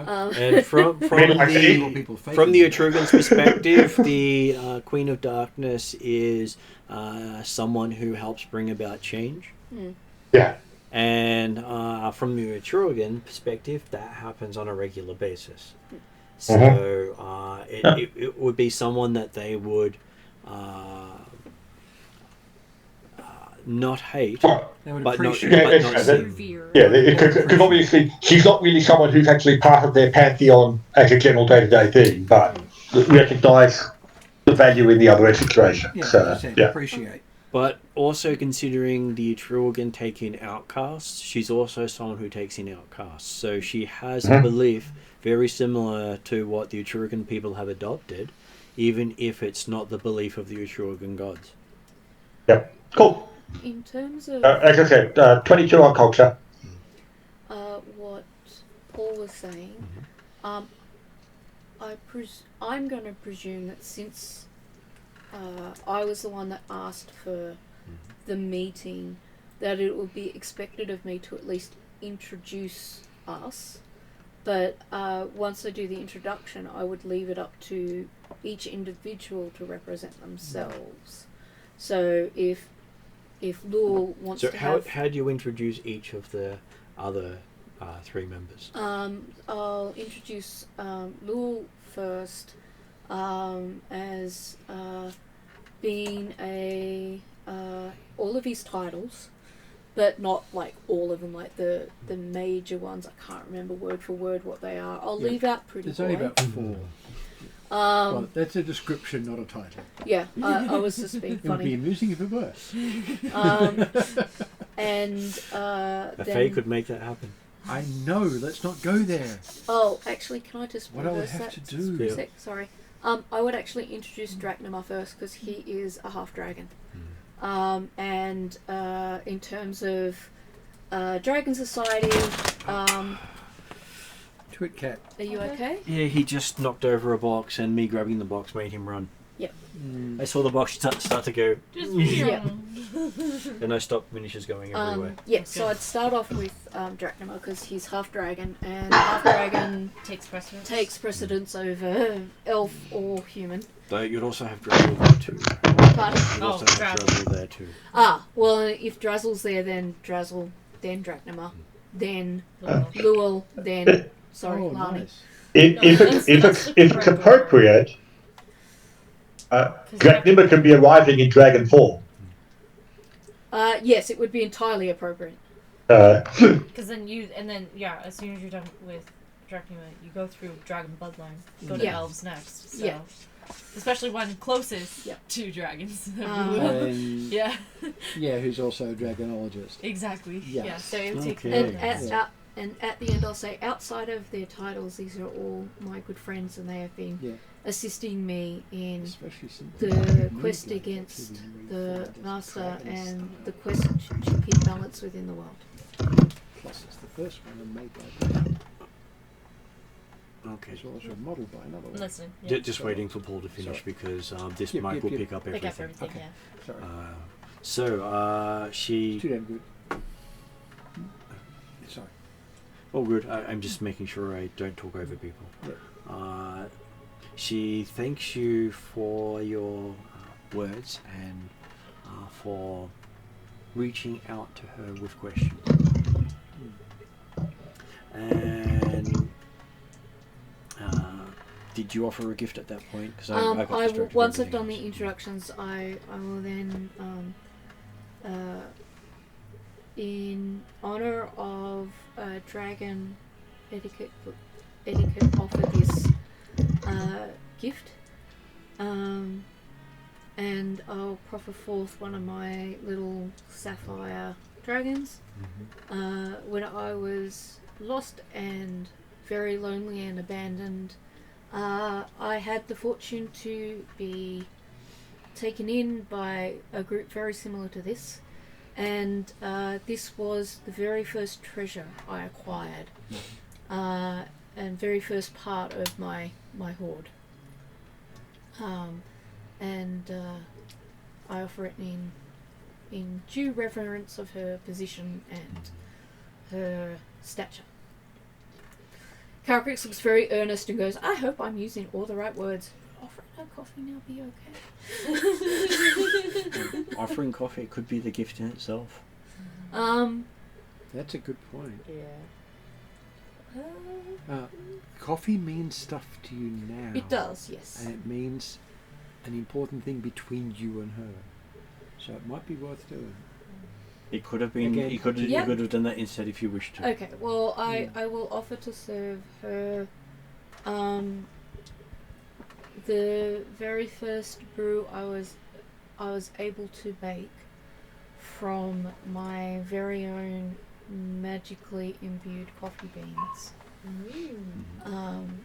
which I was able to do after I completed my brewmaster's Okay. certificate? Okay. Good way to put it. Certification. Training. Apprenticeship. Yes. Okay, so then she looks at Drazzle. Drazzle just seems to bow, and you're sure there's something said there, but none of you hear what's been said. Okay. And she seems to bow in return, and then turn to Drachnemy. Who bows effectively with the in dragon with lowering his head effectively for the being a dragon thing, and offers her a pouch, a money pouch, explaining the fact that this is a relic recovered from. I'm here as a representative of the Atruaghin clans, and as all the clans, I present you a gift from Atruaghin's palace himself, created by the Turtle Clan in ages past. She thanks you for your gift, and then she So it's technically a fish skin money pouch. she turns to Llewell. Now, you wanted a culture roll from me too, right? Didn't you? You did do a cultural roll, Huh? and you said you'd rolled over 20, I I was believe. just- No, I didn't say Oh. anything. Somebody else said Okay. that. It was Lani Yes. was 22. Cultural roll Still from you don't want to be too. more effective. Yes. So I was just double checking because I actually get expertise, 2 levels of expertise and advantage. Mhm. That's pretty good. Yeah. Warlock Invocation is what his part of it. But, yeah, okay, that's pretty ordinary on the D20 roll. I was gonna say, That's lucky there's rather better. rerolls. I don't need it. Ex- Oh, I got advantage. expertise is not the same as advantage. I said I got 2 levels of advantage. Two Sorry, levels 2 of levels of expertise. expertise and advantage. Yeah, which is helpful. Oh, okay. Both. So I'm That rolling helps. a D20 twice and a D6. And what did you get? Yeah. 23. 23. Which is pretty boring considering the rolls I But can hey, get. it's still enough to get you It's- by a introduction. Yes. So yes, full formal, appropriate stuff for the circumstance, because I'm specifically skilled for this. And I offer Okay. to perform, not my performance, but to perform one of the early songs of both the Elven and Draconic peoples. And I will sing that song in the original Elvish. She accepts, and she'll choose when you do so. Right in the middle of battle. I like this game. She's going to tell me at the wrong time, isn't she? Absolute. All the right time. Or the right time.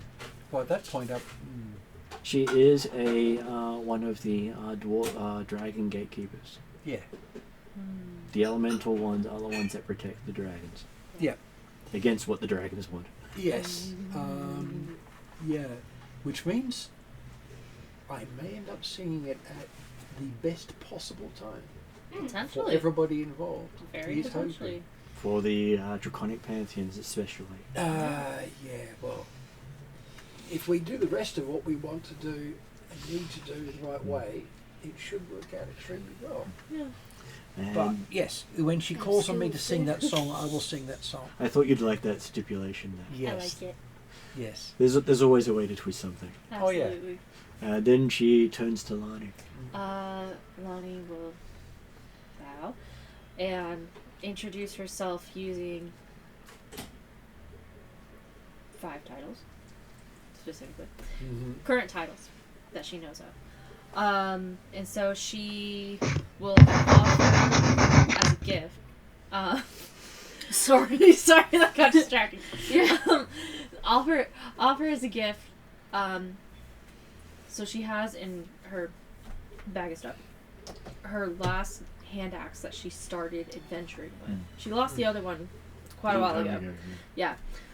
So she wishes to offer her final hand axe and to share the story of the hand axe and the adventures that it has been on. So She accepts, and she will bring you for that story at an appropriate time. sounds great. Yeah. So So yes, you ended up with the same thing as Llewellyn. Yes. No, I think that's fine. Okay, so in thanks for Nice little Calcrix story. offering up the coffee and the time of that involves, she shares her name with Calcrix. Ooh. So Calcrix sees it, but the others don't. Mm. So it is Nur-Ver-Reem. And spelling N-U-R-V-U-R. N-U-R Yep. Double E-M. double-E-N. In the sense that you can actually use that name to contact her via sendings, whereas other names would not work. No. Yeah, by the way, the language I used for that is not just Draconic, but native level Draconic. Mm-hmm. Pretty good. It is Yeah. very good. I presume my Draconic's native. It Uh, would be. I hope Not so. necessarily. Lonnie probably has an accent. It's possible to get what's called native, which is better than normal in your own language. Mm.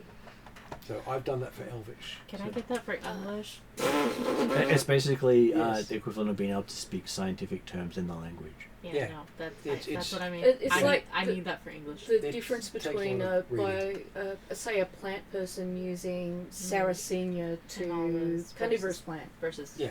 plant, but goes down to that level of not just Sarracenia, but like the actual genus. botanical the like genus the and Yeah. Latin varietal. term and Yeah, it's being able to express yourself exactly Mm. in minimal number of words. So And- to Yeah, that's So- a lot of reading. Oh, Just God, her that giving too. her name. Calcrix just says, "You are very gracious, and I'm very honoured." and she turns to Drachnamar. What was it that Drachnamar gave her again? The fish skull. The fish girl. The fish skin money pouch from the ancient turtle clan design found in Atruaghin Palace. Okay, she gives you her blessing. Ooh.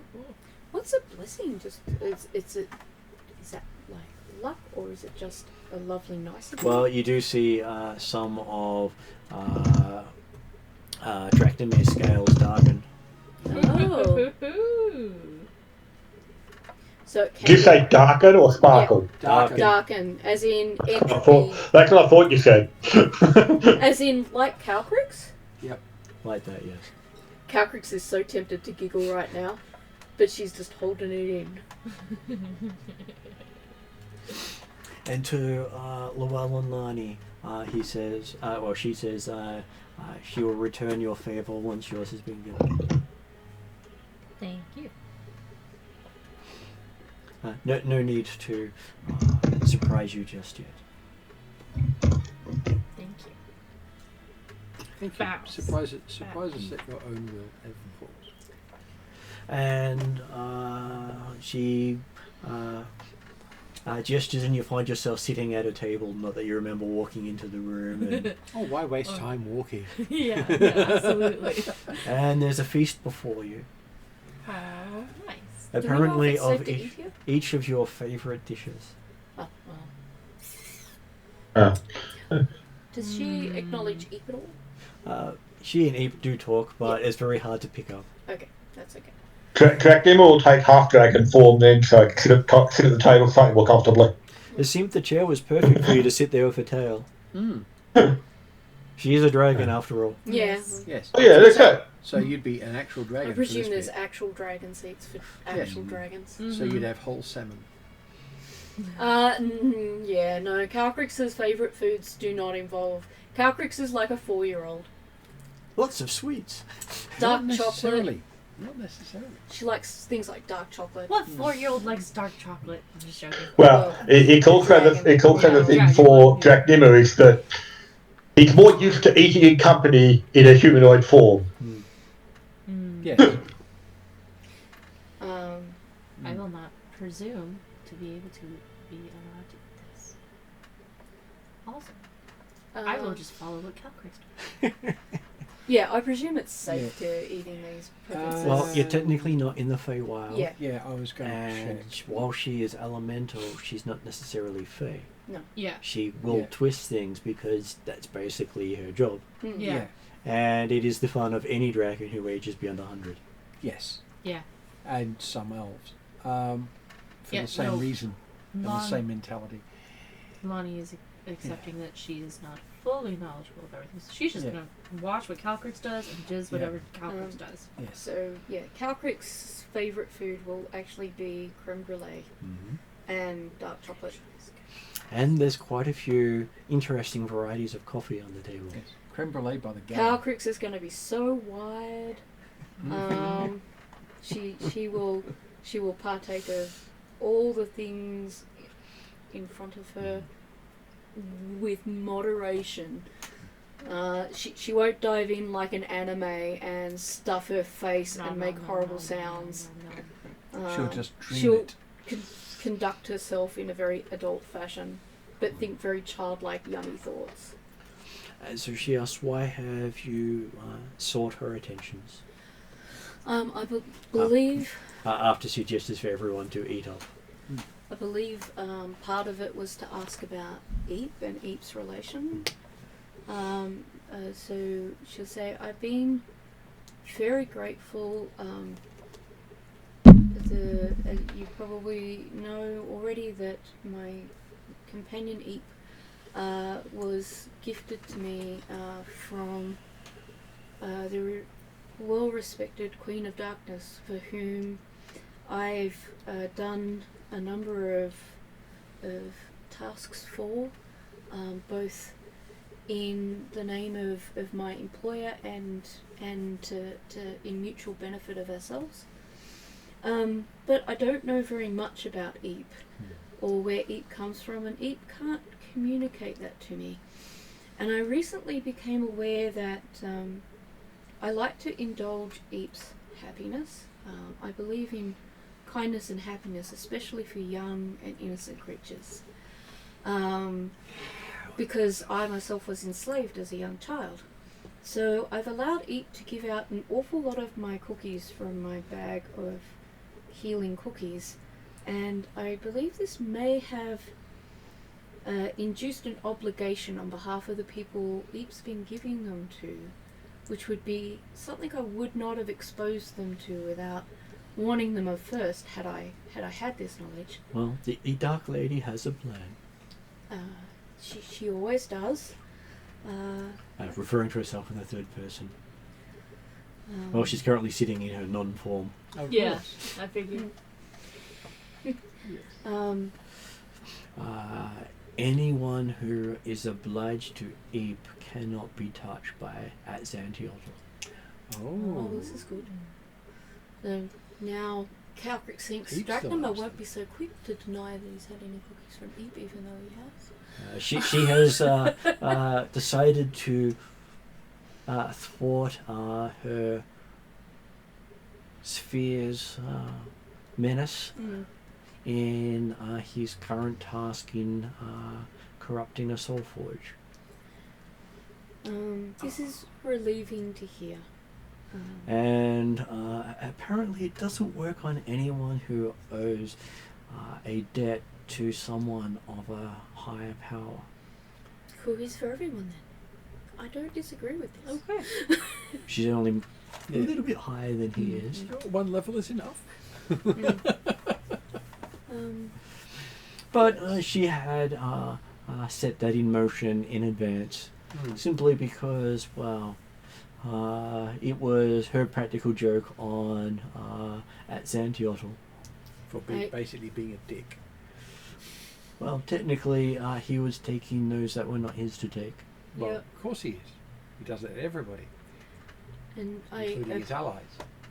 I appreciate and am relieved by your comments, and hope you understand that my question was only driven by the same desire to not take something which is not mine, in the sense of taking obligation without making sure that Well, the only obligation that she has stipulated on those people is that they cannot be reaped by Xantiotl.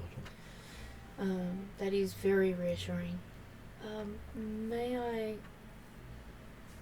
I also wanted to find out a little bit more about Eep, to make sure that Eep has all the things she wants. Eep is quite happy. Eep has a purpose. Yes. Even if it's not by intention, Eep gives me the motivation and the strength to continue on in the adversities that I have faced. But I'm not sure if Eep understands that, because I'm not sure how much Eep understands of what I Eep say. understands a lot. Good. Eep This is just not permitted to say much. That's fine as well. I just wanted to ensure that Eep understood that she is valued and appreciated, and if she ever needs or wants anything, I will do my best to give it to her. She enjoys having things to do. Okay, that was her main thing. She was just really worried about. That's actually a really big relief, and it's really good knowledge as well. So thank you to the GM as well. Yay. GM had also set that up. Yes. I think that's a pretty good one. And you can really imagine can two appreciate gods the- basically warring over things, and one god coming along and going, a little bit here, a little bit there, a little bit over there, Just a to little bit mess with there. And then one going, oh, but they're supposed to work. Why isn't this working? Tech support. I like it. I like it. That's really funny. I think, honestly. Can you imagine being the Immortals tech support? Why do my spells not work?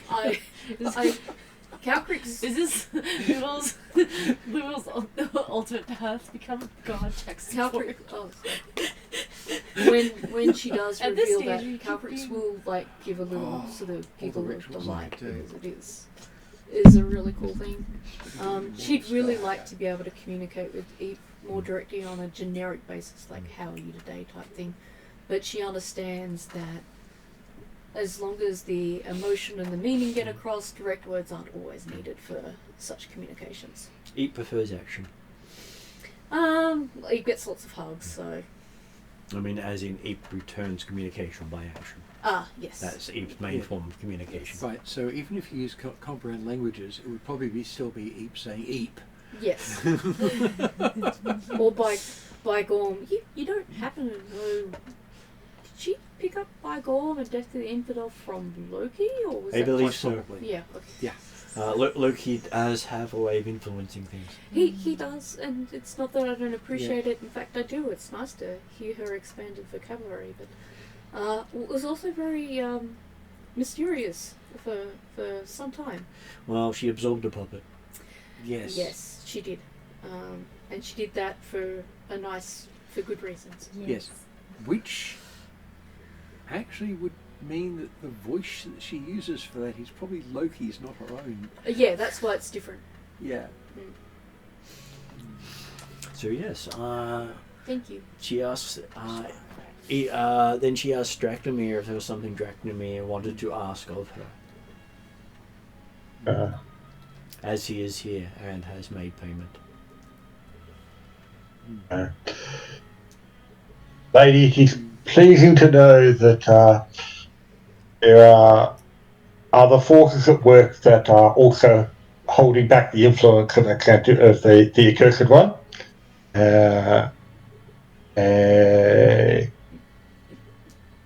So great number to say. What Yes. was that going? It's so Dracnomir to say. The wording and everything is just very Drachnoma. Oh, right.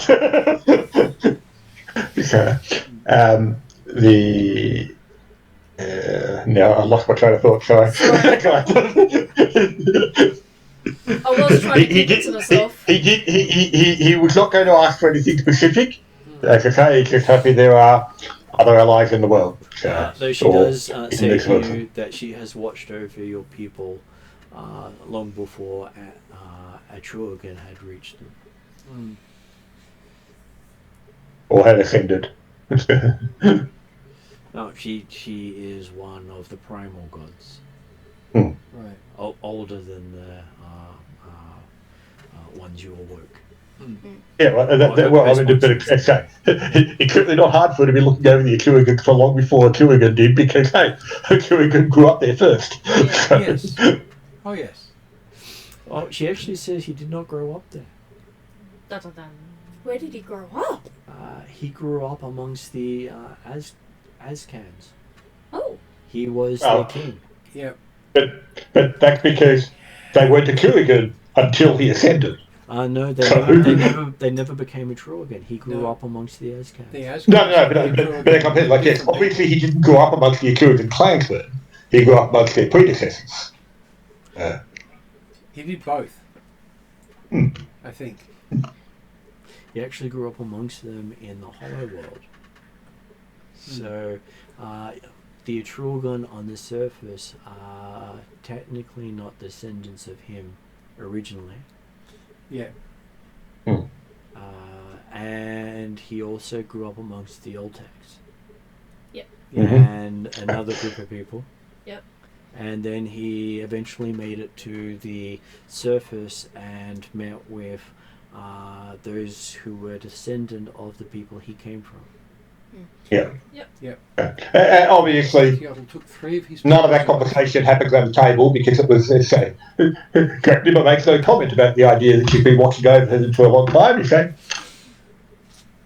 in his mind, thinking, well, yeah, that makes sense. No, she does- she certainly does- potential she could be doing that. She does speak those things aloud to your thoughts.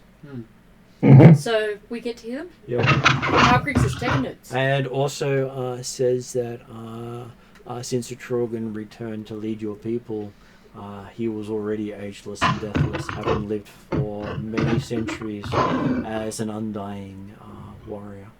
Looking at Lani. Yep. Lonnie just silently acknowledges it by just like, And he got to watch many of those around him grow old and die around him while they just continued going on. This sounds like Drachna's fate. this is the He will live a lot longer, yes. And this is not uncommon tale for those that live longer than expected. Well, it's common for elves among other people. Mm. So it's something that the world is already aware of. Oh, yeah. Yeah. Yes. But could you imagine from the other perspective, here's a human who thinks of you as you think of humans. Well, yes, that's the thing. If you live long enough, you could see me die of old age. Thought That's Lonnie already, not outwardly, but acknowledges that fact because she now knows. because you've actually had a thought. I was of gonna it. say Lonnie knows approximately how long she will be around. Mhm. Which is both forever So- and not long at all. Yeah, so she can kind of guess Yeah. that most of the people that she is with, she will see pass on, and will Yes. see their offspring pass Yeah. on. Well, you've been noted as being the last word, but that's the thing. You could only be like 300 years old when that happens. Well, Lonnie knows It's- that it's likely she to be a lasts lot for lo- what? What was no, it? no, 10,000 or 40,000? My point is, 10,000 it years. could be any time. Yeah. But the last word could be long after you actually die. Exactly. Lonnie Yeah. is also going to be a time traveler as well. Oh, exactly. That's my point. Like it's a whole thing. Yeah. So Lonnie knows that she's going to live for a ridiculous, almost godly amount of time. Whether or not she becomes fully immortal, whole different story. Yeah. But at this stage, she knows that she has a longer than average lifespan And longer that than borders on becoming immortal. A longer than maximum lifespan. Yeah. Because that's older than elves. Oh no, it's older than most elves. 10,000 I years. know. So that's a lot. Yeah, I know. Even for To an Lani, ancient it's a lot. even for an ancient dragon. It's more than 10 times that of what a elf Yeah. will live. That's And she does refer to you as someone who death will not come for. Made a good bargain there. I have earned the respect of death.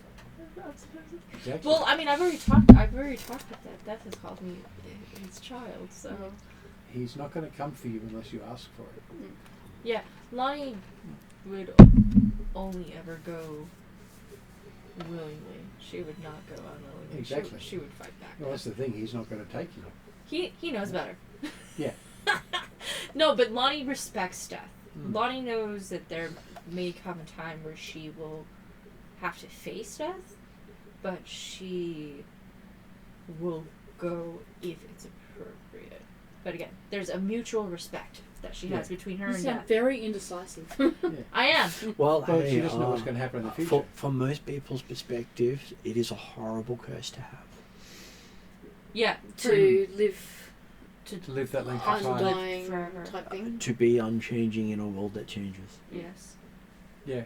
From Kesley's perspective, it's actually Would- a bit of a would she horror be tale. unchanging? Yeah, but think of the stuff Like you in can terms learn. of her Technically- physical form, she might be. But It her would be mind great. not I've be. actually thought about Her this mind in, might not in advance real life, much and I was either. like, if Depends I on had I'd do choice, on how I it want it. affects Yeah. her.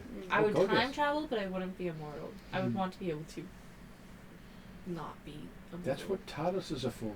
I know, exactly. Right. So Yes, We get, so, we get Dragon access to one. So And Yes, sir. says that you'll only succeed if Caltrix travels with you. I thank her very much for this advice. Calcrix is now watching a tennis game. Give my She's stopped munching on whatever she's munching on. just Which- Ears which kind of is- go. Which is impressive. Which is impressive considering the size and length of your head. That's a lot of white stuff moving around. Yeah, so Lonnie will she will say thanks. I'm gonna say give. I'm not gonna give, I'm gonna say thanks. Respectfully. And that Lonnie will plan To have a traveling companion. Mm. appropriately. Hey, the Time Lord always has to have a travelling companion. I have to word it carefully. I can't say Lonnie will plan to have Calcrix along. That I can't say that. I have to say Lonnie will plan appropriately. That's what I have to say. Because then you have to plan appropriately. Yeah, which is fine. I feel like that one I can put into No, fate. planning Yeah, you got it. appropriately is feasible. Yeah, that's the thing. And when You've she got- doesn't plan appropriately, the time gods come after her for mismaking. Yeah, Yes, so Exactly. you've got to be as careful about what you're saying as Doctor Who is, yeah, and absolutely. for exactly the same reason. Exactly. Yes. You've got a lot of seasons to watch if you haven't watched it already. I got up to the 13th Doctor, and then I need to catch up. Nice. Well, I no, have. 9th through 13th, not Oh, 8th. oh, No, not the first 8. look, you've I just have lost the respect. entirety of the original 26 seasons. I am only 30 years old. I don't have time to go through 50 years of TV shows. It's 26. Yeah, so that's my excuse Okay. now. Priorities, It's priorities. only 90 hours. Yeah, I know. Right, subject, back to. Okay, Yes. so yes, she then Including turns the to remembers. Llewell and says, I'm sure that you have a question you'd like to ask those of entropy. Yes, but I won't ask it yet. Why not? This is your chance. You may not get another one. You've already paid the price. And if you ask again, you may have to pay another price. Could be. You haven't paid yet. Well, technically, He's agreed to payment. yeah, the payment's already been agreed to. It's invoiced. The invoice is in. Yes. Now, if only Thor could think of a question that would be worthwhile asking at this point. The player can't. Okay, Did so you want to give him a holdover to the, next the session? GM can actually do something for that. Okay. Yeah. So basically, she is saying that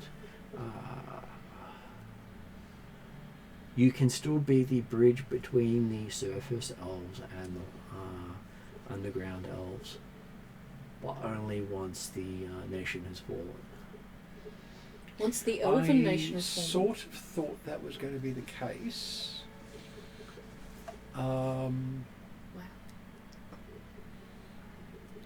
As they will need to make amends afterwards. Persuading them to do so is part of what I want to do. If you persuade too early, I you, know. you won't be able It's to. it's the correct timing is what I need to know in that case. She believes the timing would be after the elves of the under Shadowlands figure out what a mistake they've made. So recognizing the mistake.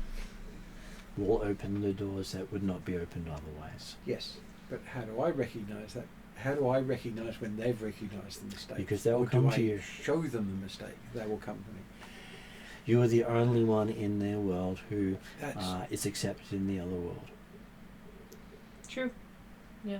You might be able to help them recognise the mistake. that's the Yeah, whole I thing. guess They'll come to can me I when help they've them? And they'll have gone, fuck, what have we done? Oh, we've got someone we can ask. and only in the role of the Shadow Elf can you make the other elves listen. Mm. Ooh. So Ooh. the actual question I have Did then, you hear what she said Yeah. though? Hmm? Only in the role of the Shadow Elf. yes, Yeah. which means Boogeyman. I get to pull the sword out and go, I'm me. For, at You long last, finally get to pull the sword out. yes, and go, this is me. At long last, Mm. I I'm am the problem, I am it's the me. champion. I'm the reason you have one. So the question there is not so much that, because that's pretty simple. How do I deal with my sister? Let her have her way for now. Because she will be in your debt. That's not a bad thing. Yeah. And a very good point. And point out that you let her have her way. Mm. Because And she then has the obligation. she will have, she'll have the obligation, she'll have to make amends for what she has done. Mm-hmm. Mm. If she's gone and done worse than she should have, then she'll have far more to make amends for. So basically, I've got to let her get away with war crimes to stop her doing any more of them. Well, You've got to give her. You've got to let her have enough rope to hang herself. That's Pretty much. basically what I said. Yep. Yep. Yep. Yeah. For if you stop her now, your chances of influencing her later will be gone. Yes. I just have to be willing to wear the price. That's something I have to deal with.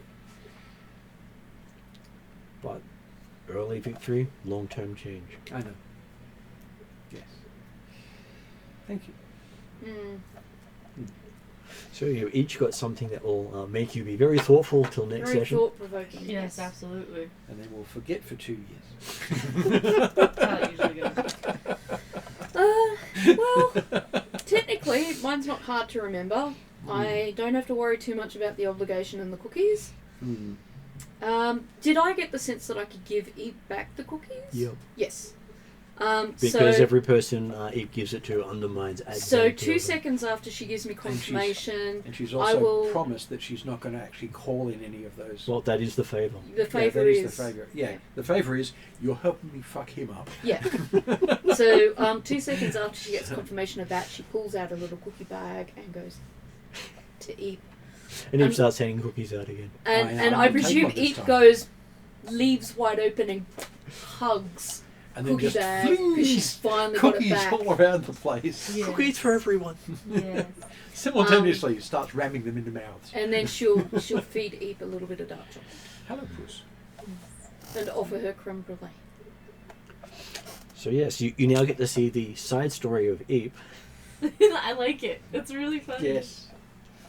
and the side story of Luelle's sister. Mm. Yes. Yes. Bit darker, but still an It is. important story. Yes, it is a bit dark. You have to let her hit rock bottom before you can help her crawl out. Yes, the problem is hitting rock bottom in her case is cutting herself through a depth of people. And it's gonna suck. Yeah, I know it's going to suck. That's why I said I've got to For deal with that. it. I have to be willing to allow her the deaths that she's going to cause. Yeah, to avert more deaths later. that's a really high price when you think about it. It It is a is. very high price, and I have Well- I'm wearing that on top of. Just put her in the middle of the Master's army. Can you kill him Yeah, if you I like? was on going to top, say. on top of the fact that I'm also wearing the fact that I'm the Shadow Elf, Mm. And they're gonna blame and you. that's still a big thing. Yeah. And that's going to be what gets you in the door of all the other elven courts. Exactly. Because they can't say no to that title. Yeah. Yes. Well, that's true. Yeah. They're Oh yeah. not wrong. Yes. Hi, I'm the Shadow Elf. Oh fuck. Yep, they got to do what you say. Because so. Yeah. their ability to read a title is unable to read a false title. Mm. Yeah. Ah. That's what the magic of the titles are. Mm. Nice. Very nice. Yes. Which means saying no to Lul is not a good idea. Mm. Yeah. Mm. Well, So you're that's- saying no to the acknowledged champion of an entire people Yeah. who've just beaten an entire other people. There are some people who would still try to do that, but they would Yes, be but stupid ones. they'd be doing it by being deliberately rude. They're not. Or but fearful. But at that point, they're still acknowledging the Mm. title. They're just going against it. Mm. The title still must be acknowledged. Mm. Okay, so is there They're anything not going to anyone ignore it. would like to add before we go to end credits? I think that's That's about it. everything. Yeah, I think so. I think we've broken characters' brains quite enough tonight. I think Yeah. so. I just wanted to make sure Eve got her cookie bag back and she was happy. Okay, so Jeremy, did you have anything to add? I'm all good. Okay, going to end credits then. Yeah.